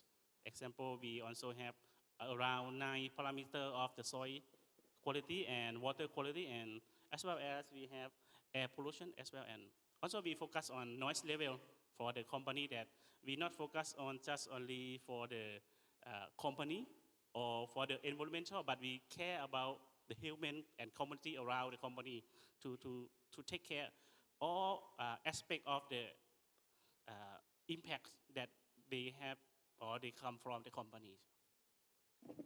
Okay, then what is most unique and strength of your particular, business, if the technology is not necessarily special? Yeah, let's say that our system is real-time monitoring, accuracy, automate system that they can detect automatically when you detect or when you have some monitor methods or that complete everything for our system, that we can collect everything for the environmental parameters. Yes.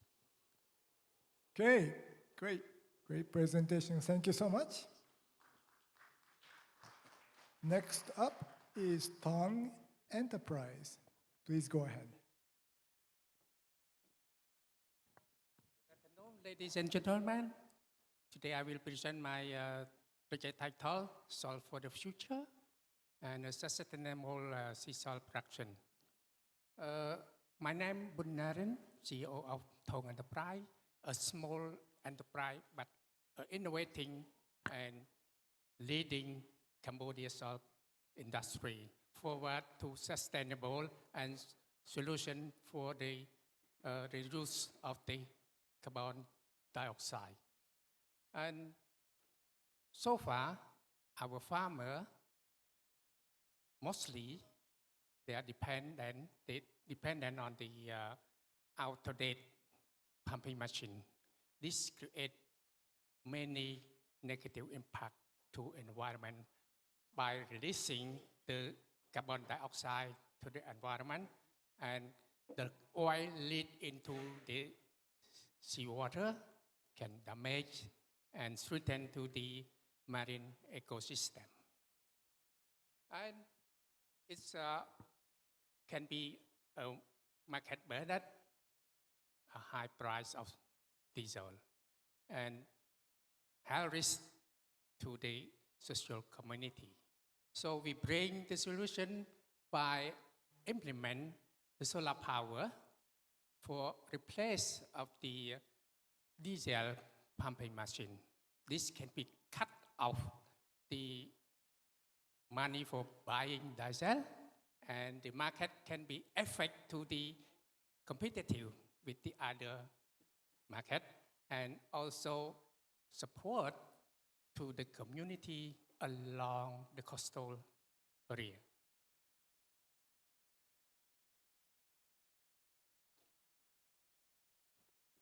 This is for our market opportunity that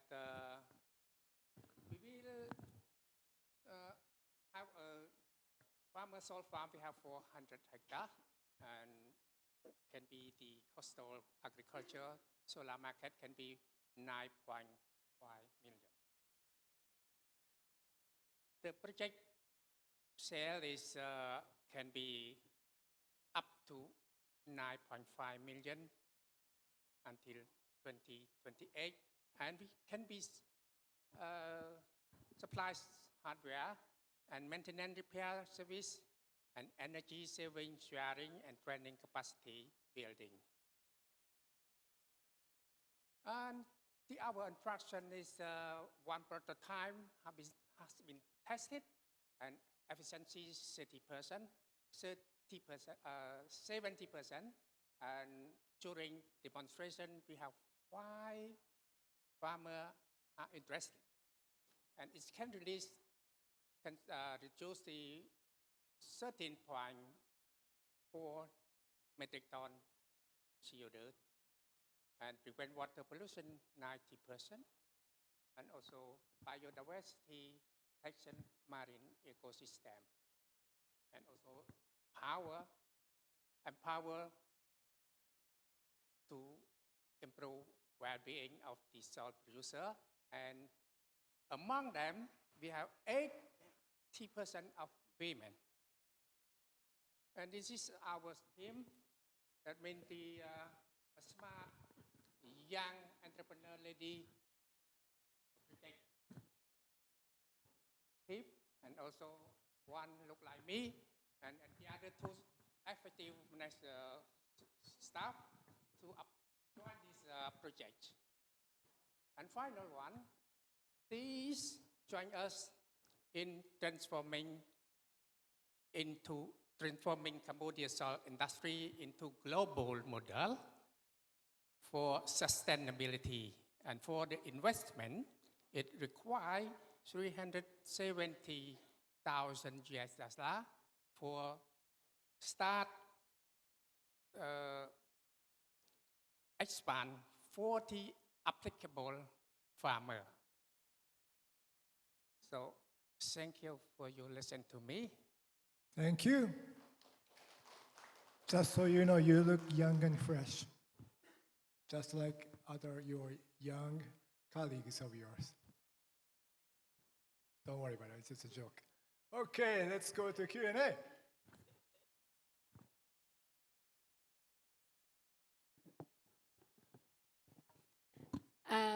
Thank you for your presentation. I saw that this is the solar power water for salt mining. And in Indonesia, normally we have this salt mining nearby the beach. What is the location of the solar power where the farmers do the salt mining? This is my first question. And secondly, this installation somehow is too expensive.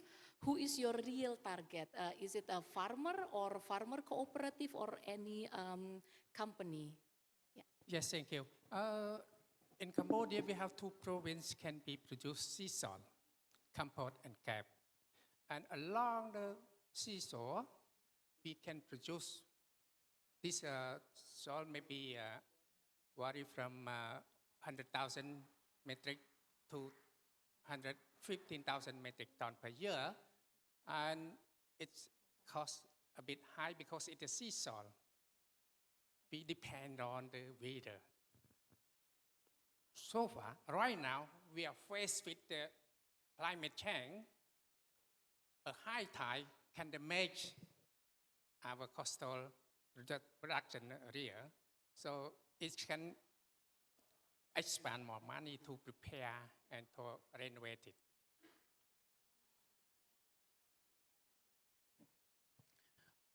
Yeah, my question is on the social impact because you've posted 400 farmers that is involved in that farming or the salt collection.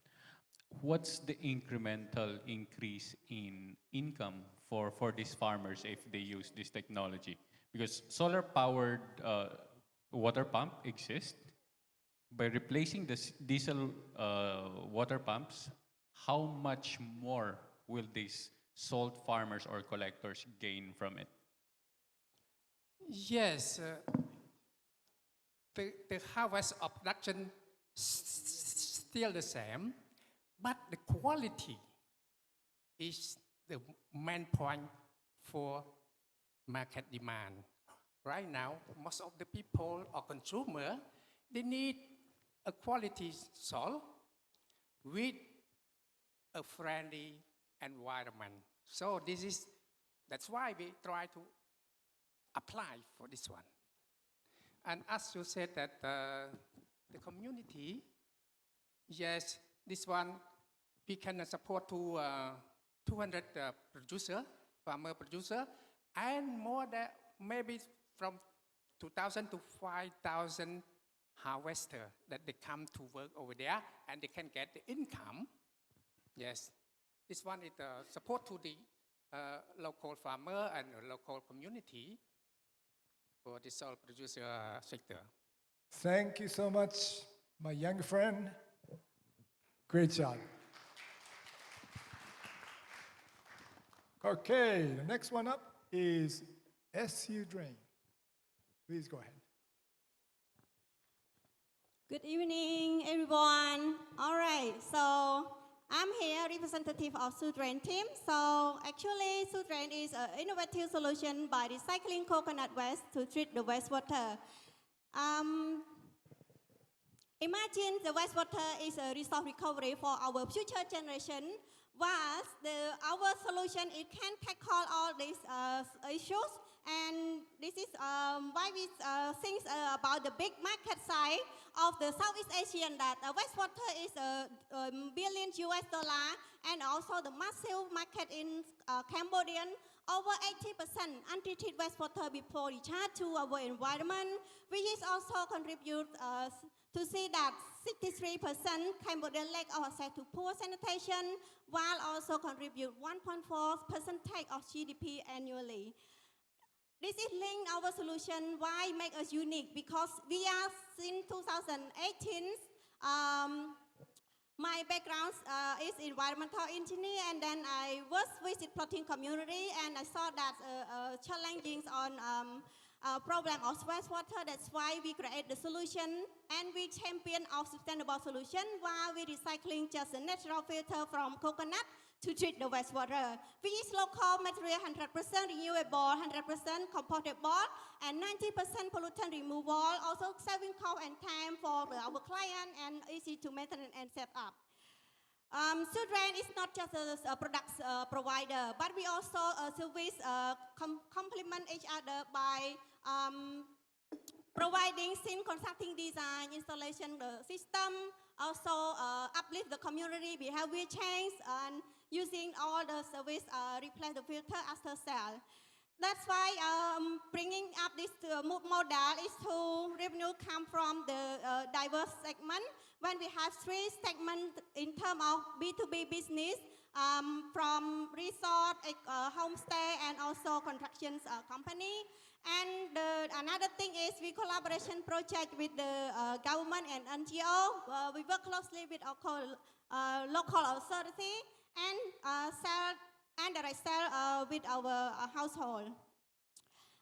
Since the start journey 2018, we have a lot of vulnerable community, especially through the children cleaning water and the safe environment.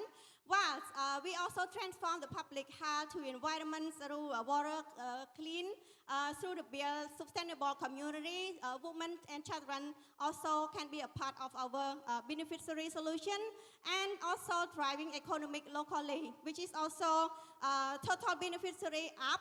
And also we have a 5-year plan to reach out more and expand our business more community that we are about to sell in the future. It's a huge market that we are able to generate around 7.5 million US dollar by scaling in operations our expanded solution.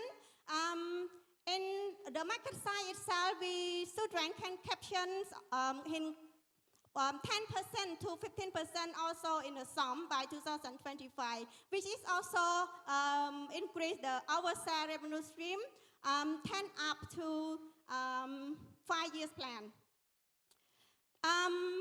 For sure, this is just start our impact and also the business model. That's why we could not do it alone. All partners collaboration so far, which really play an important role to grow our business. Our success is never own. It's a group of people collaboration and work together. That's why we also calling to action that our team itself, it's just not the dream from the startup, but we also can support the dream for the community itself to lead it up together.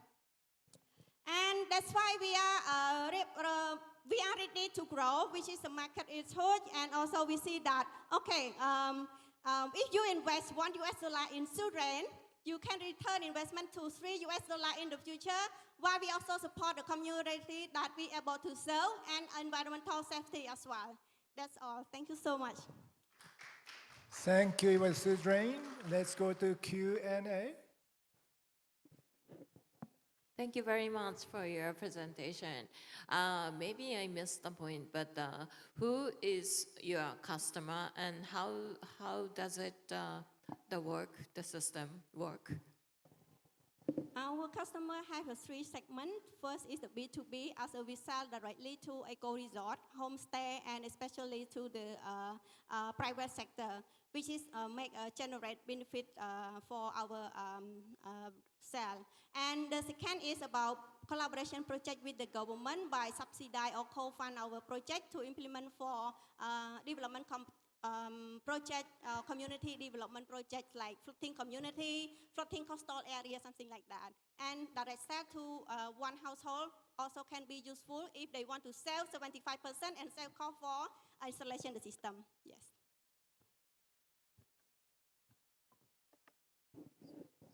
So this works at the spot. So the wastewater treatment works at the spot. The wastewater source is from domestic wastewater.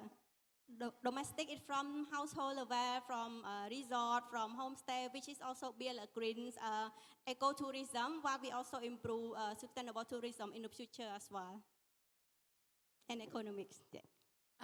Thank you for your presentation.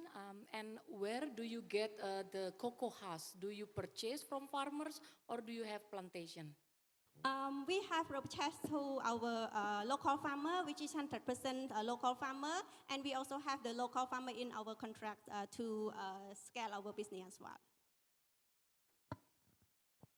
It looks like there's a product there. Do you mind sharing what's the margin per project here and why is it attractive for homestay to basically get your product or install your product? All right, so when we're talking about the budget of the project, we can say that if we can sell to the direct customer, example like private sector, eco resort, we can generate around 30% up. But if we can sell to the community by collaboration project with the government, we can subsidize for that project around 10 to 20%. While at that time, we also do the CSR project with the private sector. If they buy our product, you can contribute 10% of our profit into the floating community that we are able to serve. Thank you. Thank you so much. It was Sudrain. Next up is Iko-san. Please go ahead. Hello, my name is Maus, the co-founder of Eco-Sun Cambodia. So Eco-Sun is a solar energy solutions. Across Cambodia, we provide affordable, sustainable, and just very good products. So today I would like to bring you new projects with new innovations on solar boats. So every time you sit in a long traditional boat, it will burning fuel. So if you travel on the boat 2 kilometers, equal 100 kilometers on the land. So this is very big problem. Not only this big problems, but if you think about the engine runnings, the sound is so loud, emissions, pollution, especially for tourism, is difficult. Yeah, you will feel not so good. So with these big problems, we, EcoSun, as a solar company, we bring an idea to convert the diesel engines, the gasoline engine into solar energy. Solar energy very easy, simple, quick, so very simple. But a lot of people say, oh, solar boat is too slow or maybe too small. But this concept should be changed from now. Like the same as before, you think about the car run by gasoline, but now car by electric. So this will start. We already test, it worked well. Yeah, with the solar boats. A lot of boat operators that we test under the projects, they are very happy with these projects. So they really want to try it and want to buy it. So this is how it looks. Actually, we make it 9 now, better, because yeah. And in terms of market, they have very high potential. Ecotourism is the big market, and the ecotourism is the industry that can help the environment and economics. So it's not just about ecotourism itself. So the big market, billion US dollar increase every year. In Cambodia, also increase. In Cambodia, we target to increase ecotourism because Cambodia have a lot of potential like forest, river. So this is will be commons. So we already deploy 15 boats with solar among, in that area, 30 boats. So with the 15 boats, the rest, they really want. They are in waiting list.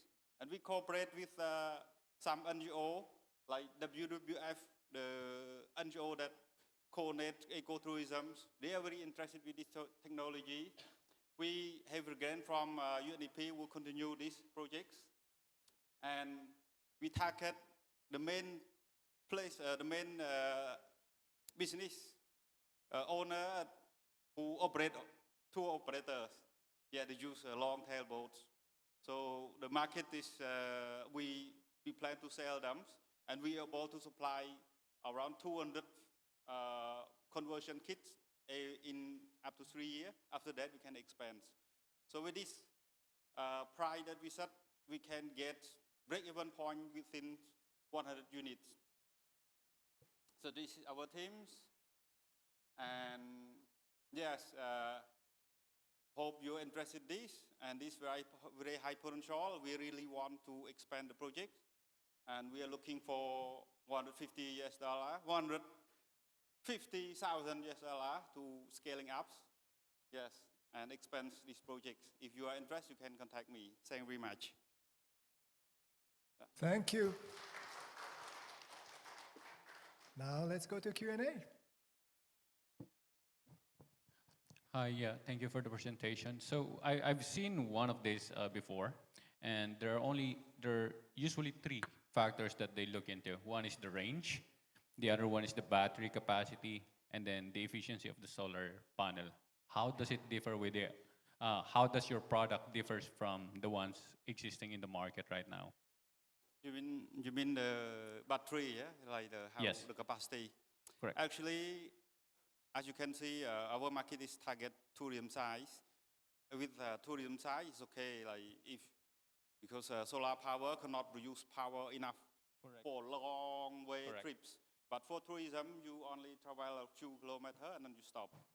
And then while you are cruising, visit around like fishing or other natural resources, the power from solar will charge the battery and then able to run. So each day, they can run several tours with the solar without any problem. So far, have been tested already. But for the future, if they want long travel must be the next plannings. We already consider this is the first step. We'll mainly focus on ecotourism boat, but the second step may be longer travel. We need a charging station, like install solar on the water and put the charging station. People can plug. Similar to car actually, but on water even easier. Like on the land is even more difficult. We think about this from our experience. Yes.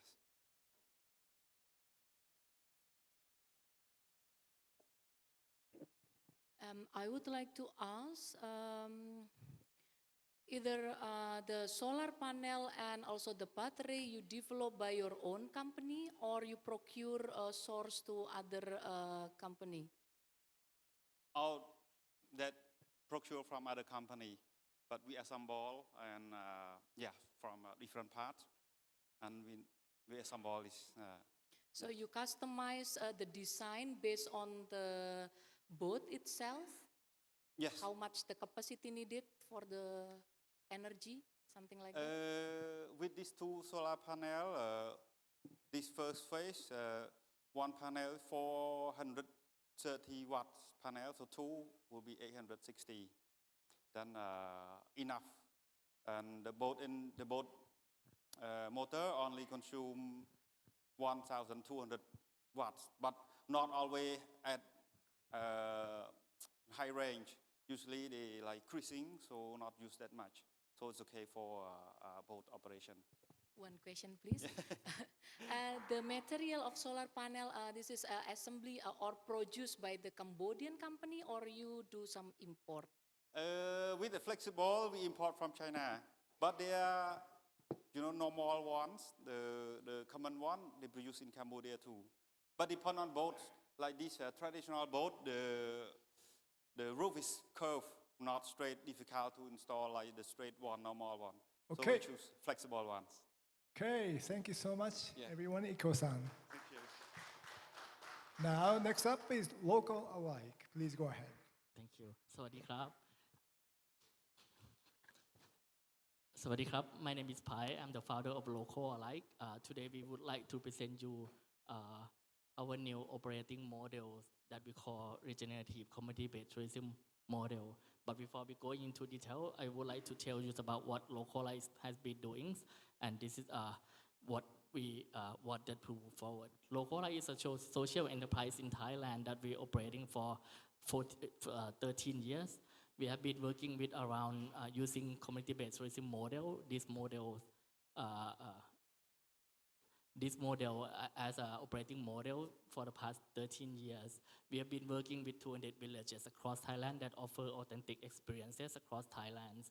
We operate tour ground operations together with our clients like DMC and agents throughout the world. We also have our own marketplace. And last but not least, we have created CBT fund where community can use this fund to expand their business further on. And this is some of the impact that we have been contributing with so far. We are able to generate around $1 million US dollar Thai baht to the local community so far. We have been working with around like 500 both first generation and second generation leaders in the communities. And this is seemingly a good opportunity for us, but as you might know that Thailand is known for its beautiful natural resources and rich in cultures, but at the same time it's also creates some of the problem as well. So Thailand is kind of like caused many problems together with the huge generation of income, especially the natural resource depletion, as well as the environmental aspect is overlooked. So this is kind of doesn't create a momentum for the local community to take on and to take care of their proper natural resources. Local, like as we are the largest providers of CBT in Thailand, we need to do some things and we have to take action to make sure that we can convince and bringing together our community partner to the new operating models. So while we are joining the Blue Innovation Challenge, we are motivated to come up with the new operating models that we can use new development frameworks with the core to youth tourism activities and also tourism revenue to restore and also to solve and to conserve the natural communities, natural resources. I think for the past 6 months that we have been joining this program, we have been working with one of the islands in Krabi, which is the main, not just 5 minutes from the main island on Krabi province. We have been working with them to identify this new regenerative tourism model that's suitable for them. We spent the very first phase identifying and analyzing the key problems and prioritizing that problem to the most important issue to tackle.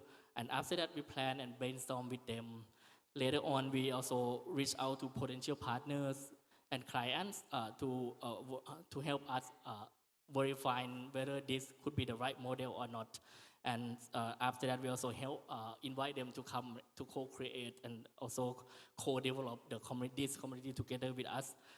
And after that, we also conduct marketing strategies and marketing methodology as well. And this process, we were able to come up with a new regenerative community-based tourism model, which is in Krabi province, where the mangrove classroom is our first pilot. And with this, within these 6 months, we are able to launch this into the market. And after the process, there are some mangrove tea that planted. We also together agree with the villager that we're going to set aside 80 acres of their mangrove forest to be a conservation zones. And in the last 2 months, within these 6 months, we were able to launch into the market, and the villager, they already generate around $6,000 as a revenues. And also we invited Tourism Authority of Thailand to join this project, and they will endorse that in the marketing campaign later on this year. I'm sorry, I have to cut you short here. Yeah, this is what we are asking for, and to continue to the next 5 islands in Thailand. So join us to make Thailand a better tourism destination. Thank you, Khap. Thank you. That's good. Okay, let's hear from the commentators.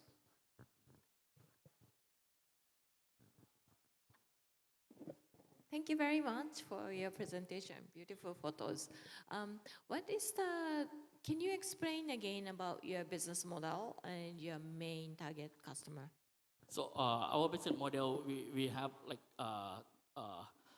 the first one, we are development consultancy that we normally work with the government agencies and B2Bs under their CSR projects. The second model is B2C. I mean, we operating tour as a crowd operators. We have clients, both B2Bs and also B2C as well. Like B2B, we work with agents, DMCs, OTAs, and companies that they want to organize a trip for their employees or those things in groups. And B2C, we also like have our own marketplace where travel around the world can directly book through us. Yeah. Okay, thank you. So your business model is like as a tour operator and a tour organizer, and then the revenue will be put into the waste management, etc. Is that correct? Yes. So certain percent of our profit we set aside to the CBT fund, where the villagers, they can submit their proposal to use this fund. Some villages they use for waste management. Some villages they use for like build a better infrastructure in the village. But it depends on how much profit we make per year, though.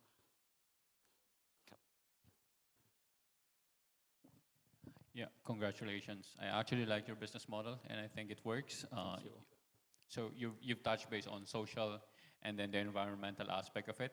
So you just have to work on the financial side of it. So I have no comment. Congratulations. Thank you.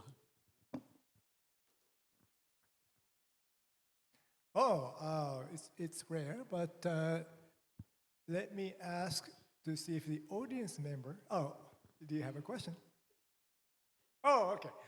Let me hear from the audience member. Do you have any questions? Audience member? If no, I want to ask. Oh, please. Okay. Yes. How the community involved in the project that you implement? That you said that it varies, waste management or other. So how the community involves? So they evolve in 100% of any decision that they have to make. We are just as a facilitators and help them connect with like necessary resource that they need. So they are the one that make a decision. So we still use community-based tourism model where like the community have to set up certain like travel committee to work together on these idea and these projects. And I think within these 200 villages that we have been working with in the past 13 years, there are around 30 villages already that are already set up their own social enterprise model. Yep. Great. Thank you so much. It Thank was you. Local Alive. ขอบคุณครับ Thank you ครับ Next company up is Magnolia Sustainable Enterprises. Please go ahead. Good afternoon, everyone. My name is Ha from Magnolia Sustainable Experience Enterprises. We work on sustainable tourism. And first, I have something to say. For the travel industry cannot be sustainable. Why is that? Because the sustainability is about a routine. And travel industry, that means you get out of your basic routine to go to another place for work or for leisure. So the travel industry cannot be sustainable. However, the communities can. Magnolia Sustainable Experience will be developing a co-ownership framework with the communities. By the co-ownership framework, we collaborate with the community to study the product, to study the sustainable practice in order to develop the product and in order to commercialize it together. So, how's the impact model? First, we identify the community, is the first one, and then we continue to capacity building the community in product development, in health and safety protocol, and in marketing and storytelling. Based on the capacity building process, we also do the data collection with the community. And the data collection with the community help us to mapping a community resources. And the most important thing is that to mapping the community champions, the key partner at the community, to be able to collaborate with the key partner and to develop a product with the community. Now the product is now a tour itineraries, or the product can be anything with the community. In fact, we already did one product as the furniture sets, thanks to the pattern from the data collection process with the community to commercialize the furniture set, and the client who bought the furniture set returns to the community as a tourist to connect with the community. Now, this process is very simple. It has a low investment, and it's very scalable, and it has a high impact return. Thanks to this ABIC projects, we already work with Tam Thanh Tourist Community, which is a coastal community, and we already located a community champion, community partners, and we benefit 80 households with the community and satisfy over 50 arrivals within time of 2 weeks. With the same framework, we already secure another fund in the Pu Luang reserves area in Vietnam. And only in this Tam Thanh community, the projected revenue only for this year is at $60,000 US, and the next year would be around $90,000 US, in which 45% of the costs go directly to the community and the community entities, and we have around 35 to 55% margin of ourselves. We would like, in the next year, 2025, we would like to expand in at least 2 communities. One in coastal area, in Phu Yên area in Vietnam, and another one in Mekong Delta. The purpose is to pilot this framework into various ambient and to multiply it across the Southeast Asia countries. So let's just join hands. The community, the real sustainability start from the roots. Thank you. I'm Ha from Magnolia Sustainable Experience. Thank you so much. Let's go to Q&A. Thank you for your presentation. I would like to ask what is the criteria of your community and how the eligibility aspect, let's say, to be supported by your institution. Yes, I have to say that not every community can do tourism. No, not every community can have a product to sell. So we do a very simple community identify process by a very simple SWOT analysis of the community and a baseline survey with the community to be able to define the capacity of the community to create the community-owned product. Thank you very much. I'm actually going to ask you this part. You said that it's simple and scalable, but it looks like to me that it is very, you put lots of resources on this process, or you make importance on this process.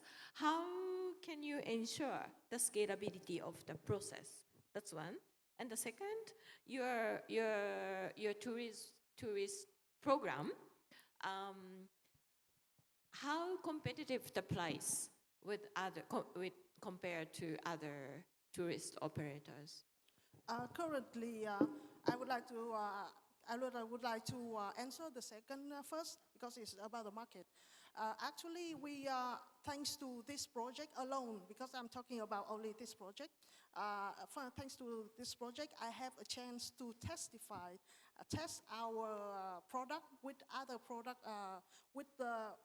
product in the market, and we found out within 50 and counting people that did our farm trip, there are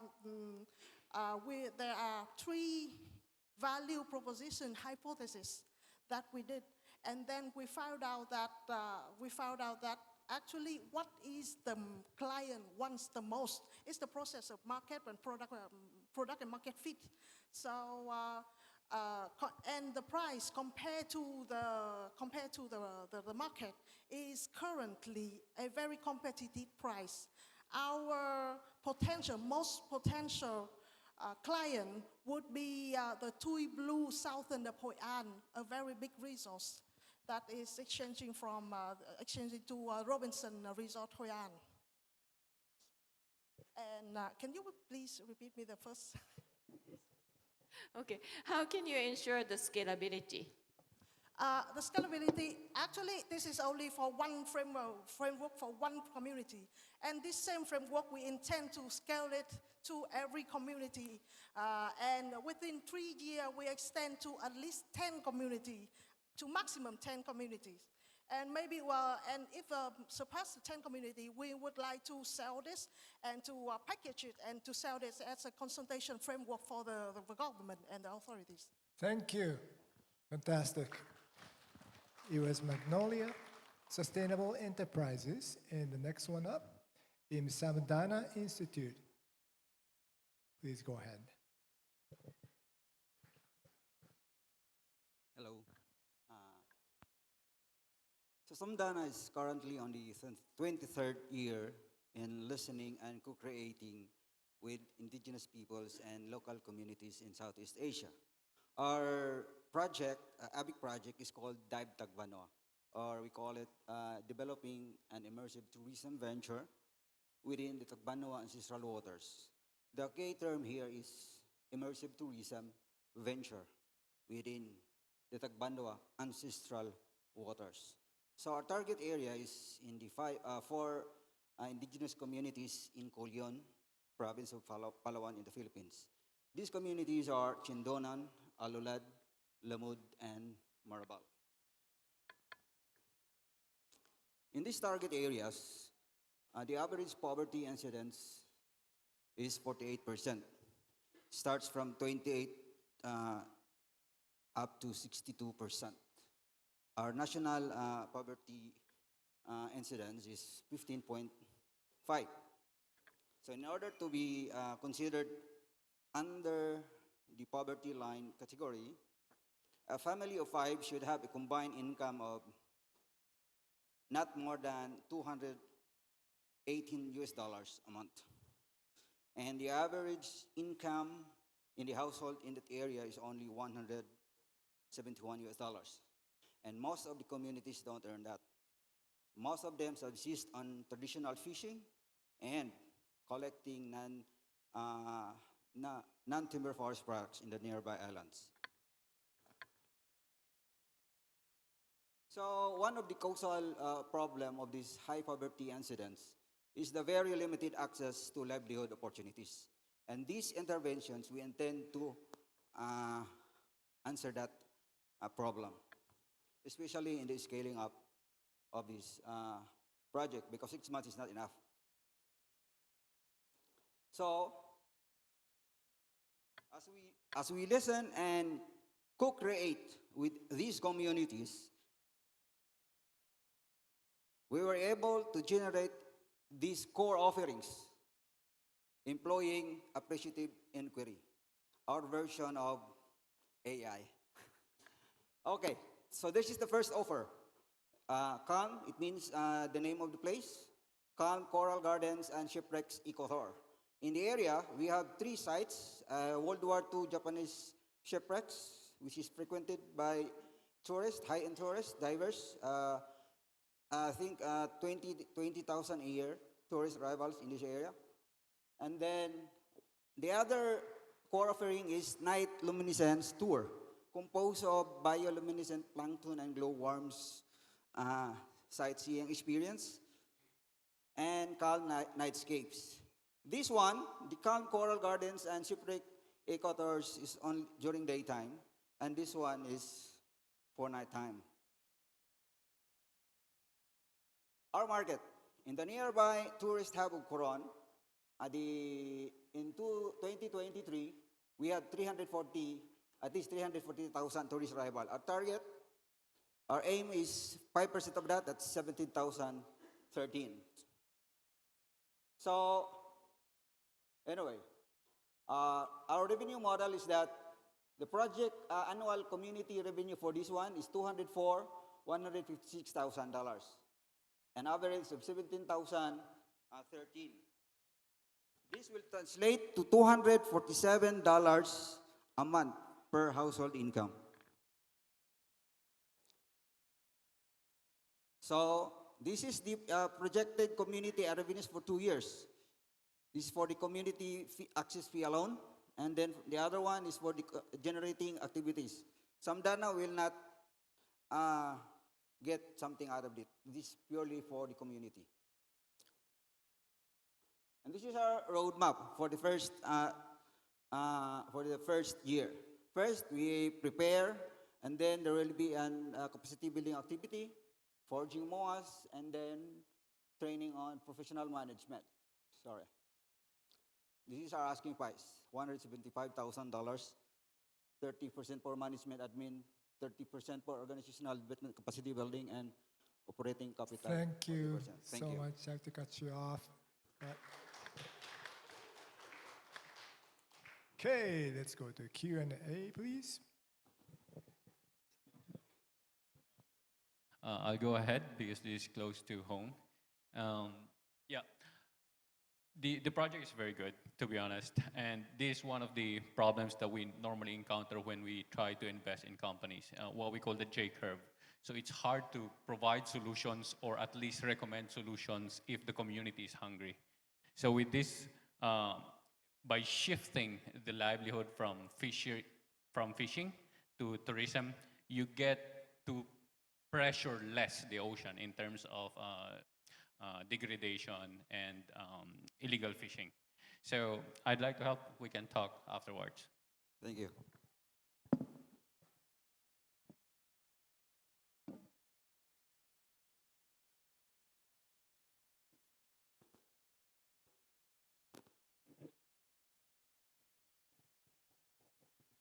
Okay, Thank you very much.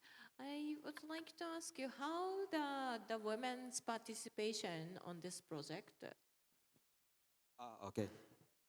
We have a, this project is youth-led engagement, and then part of this is our women. In the traditional customary of the Tagbanwa, women are engaged in the economic livelihood, while the men are on the politics side, managing the area. And with regards to economics, it's the women. It's embedded in their tradition. How if the tourism Yes. will grow, then how does it benefit to the community and especially to the women? First, we ensure that the revenue goes directly to the community, not to Madana. And we already engaged the tour operators. And the mechanism is that the tour operators were directly paid to the community, not the tourists, because the tour operators will deliver the tourists to the sites. Thank you for your presentation. I was in Palawan in 2015 and I observed how beauty Palawan is. And my question is related how then you will involve the community on the tourism. Will you also engage them in the businesses, or more or less they will have other activities under this tourism sector? One of our developers here is develop a ecotourism business plan, and it's a participatory process. All our inputs there are actually coming from them. We don't know these sites. They are the ones that provided the information, and they will just consolidate it and form in a business format. Thank you so much. It was the Samadana Institute. And next one up is Prosper's WebTech. Hello, my name is Flora and I'm from Prosperous WebTech. Picture this. You arrive in Timor-Leste, a country filled with untouched beauty, pristine beaches, and beautiful mountainous landscape, and you want to explore it. However, it is so difficult for you to plan your trip. There is no centralized booking system, and most places accept only cash as the payment system. Apart from that, local community would like to be part of tourism.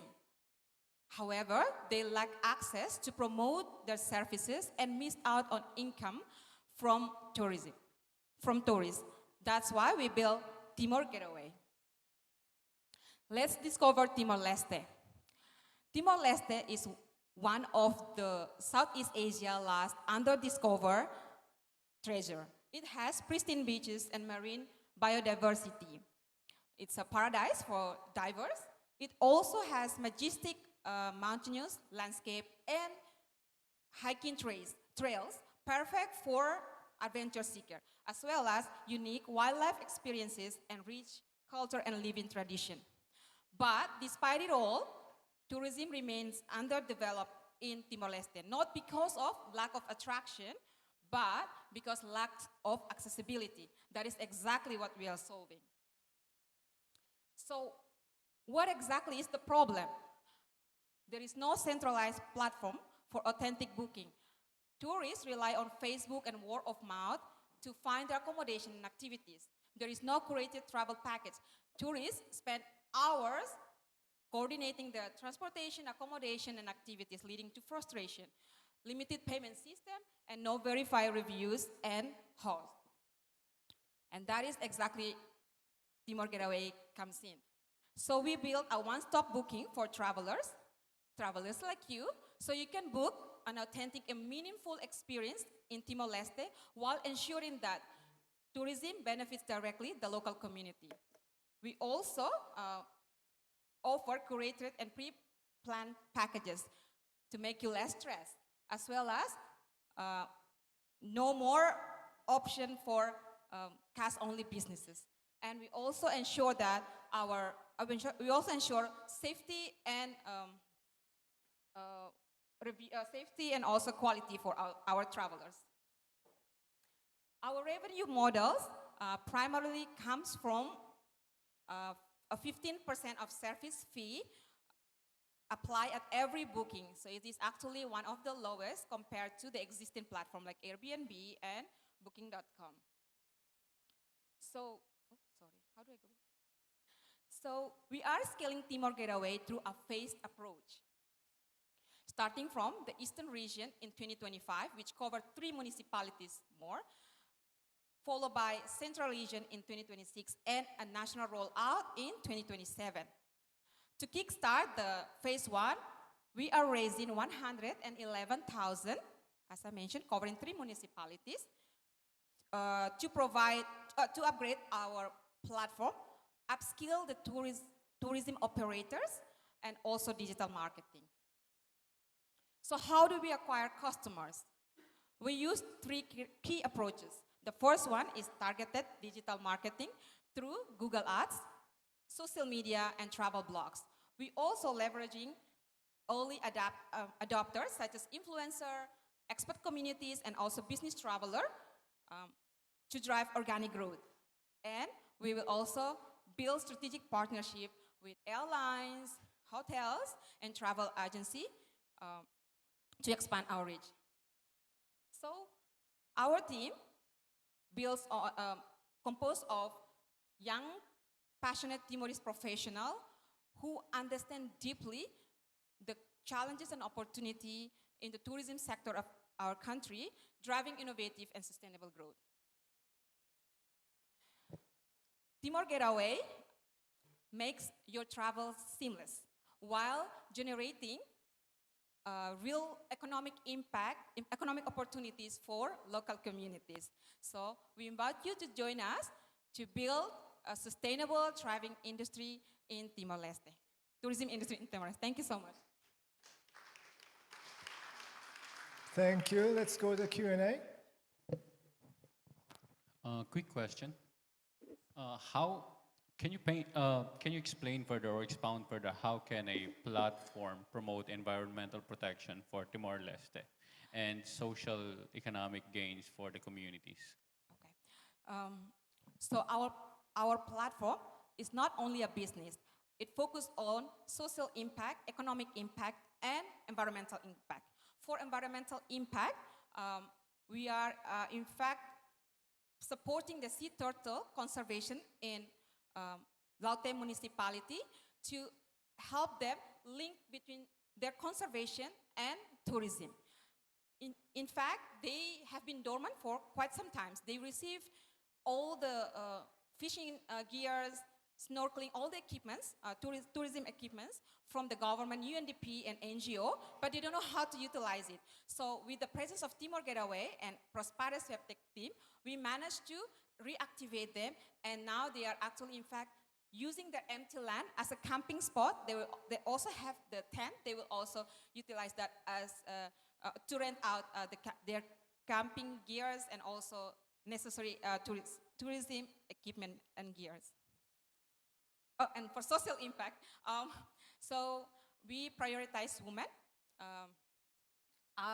We conducted a need assessment in December before building this platform, and majority of the participants are women. So we, in fact, together built a training model, which I will go with my team to deliver the training next week, a whole week, to all the tourism operators in Laute municipality. And the training module include arts and craft, culinary, barista, and also Thai weaving and hospitality, as well as basic business skill and financial literacy for the team. Is that all? Sorry, did I answer all your questions? Okay. Thank you for your presentation.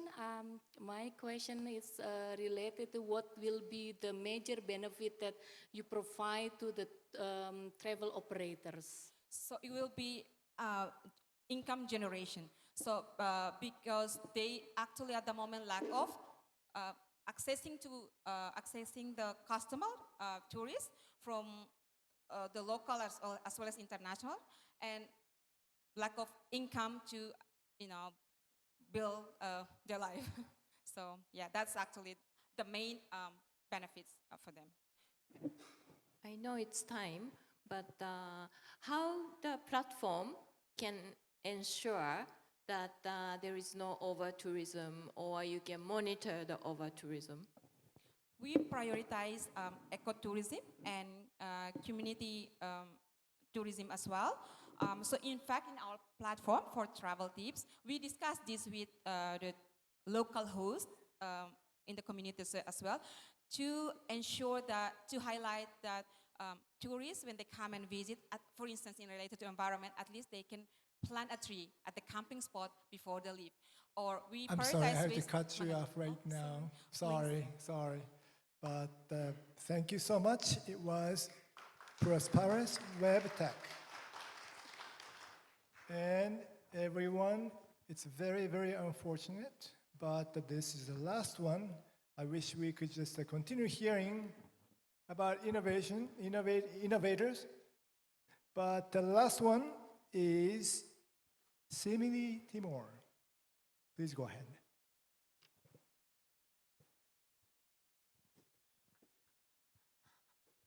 Good afternoon, everyone. My name is Paula Xavier. I'm from Simile Timor. So, on behalf of my team, I'm thrilled to have this opportunity to present our innovative solution to mitigate the impact of climate change and enhance disaster preparedness in Timor-Leste. So before I go on my presentation, just to provide a little introduction of my company. Simile is a climate tech company for impact. We are based in Timor-Leste, and we develop all hazard early warning system technology. So what are the problems that we want to tackle? Is that in Timor-Leste, there is no locally relevant weather alerts, and this make our communities are vulnerable to climate issues, especially women and girls. And in Timor-Leste also, there are more than weather-related disaster each year. Just 2 years ago, there was a sea disaster, related disaster happened in southern part of our country, and there were 6 people that lost their lives in the sea. And not only that, but in 2021, we also have one of the worst flood in our capital city, and there are 8 people lost their lives, and the impact on building, on the house, and also on livelihoods also was quite huge. And according to the World Bank report, Timor-Leste is the 7th most disaster-prone country. And that's why we developed an early warning system and also a user-friendly mobile apps to enhance resilience to climate risk and shocks through access to weather, climate, and marine information services and alerts. So we are developing an open source app that will deliver forecasts and alerts direct to customers with a free version and also the paid premium version as well. So the market size, obviously weather app is quite huge, but what we want to project it over the 10 years is $12.2 million, and we will be focusing on in Timor-Leste for 3 years, and after that we'll be focusing on other Pacific island countries. And what makes us different, in Timor-Leste we have no competitors, like direct competitors, but obviously globally there will be always be our competitors. But what makes us different is that we can provide up to 10 days and hyperlocal data, and we customize and notification and alerts based and it integrates real-time local data to global forecast. And we can also provide interactive updated 3 to 6 hours, and all our app and the system are cloud platform, and it's customizable to locations, sector, and also enterprise clients. And here is our business model.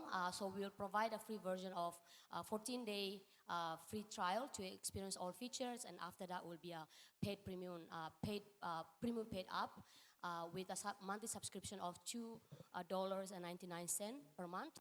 And our revenue stream is not only coming from the paid app, but also from the SaaS sales features, subscription, and also the partnership. And here's our go-to-market strategy. Due to the time, I'm probably gonna skip this. And our traction, so at the moment, our parable or our weather analytics already deliver timely alerts messages to the government of Timor-Leste since 2022. And over 60 monitoring stations we have deployed across Timor-Leste, and this linked to global forecast model to deliver hyperlocal EWS alerts. And also, we also got an investment from UNICEF Fund that help us to build the machine learning of our system as well that will be able to provide prediction of flash flood model. So with the investment, we would like to ask for $250,000 that most of the portion of the fund will go into the product development. But I think we also want to look for a strategic partner that can help us to access the industry and obviously provide a pathway to scale up. Yeah, and this is our team. Thank you very much for listening. Thank you so much. For the last time, let's hear from the commentators. Thank you for your presentation. My question will be first, who will be your target user of this early warning system? And second, the data you obtain, you have the access to satellite imagery or you have different sources? Okay, so who are our customers? So our customers is pretty much everyone, but at the moment, as part of the UNDP project, we are focusing on coastal communities. And from there, because one of the challenges that we face in Timor-Leste was everything was like sort of like top-down approach. So everything is coming from the government or either like NGOs. So the business model that we want to approach is like bottom-up approach, where we want to sell directly to the consumers or to the whoever that will be required these services. And the second question, obviously the data is coming from the 60 monitoring station that we got, and also the global forecasting data as well. So both. So we have a real-time data that we got from our weather station. So we develop both the hardware and also the software. Yeah.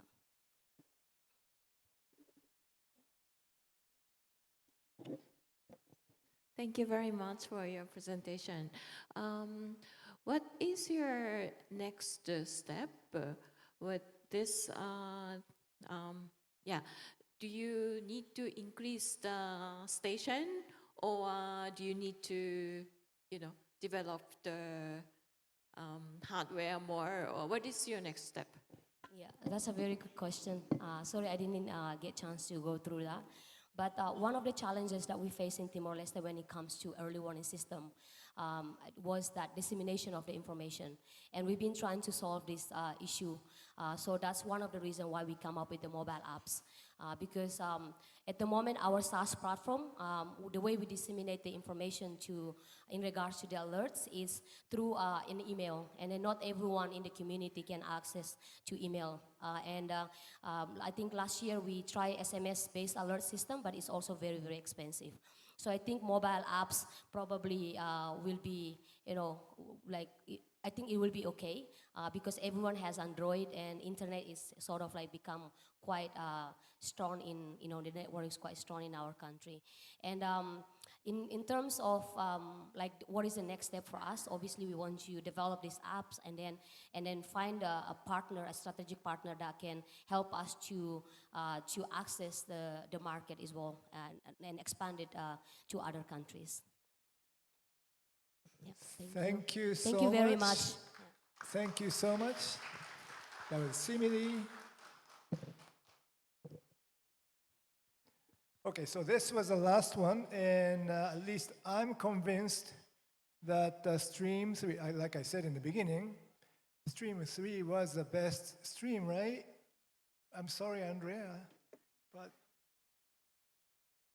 anyhow, so thank you so much, the winners, commentators, everyone did a great job, and let's all move to the main hall back and for the final closing ceremony. Thank you.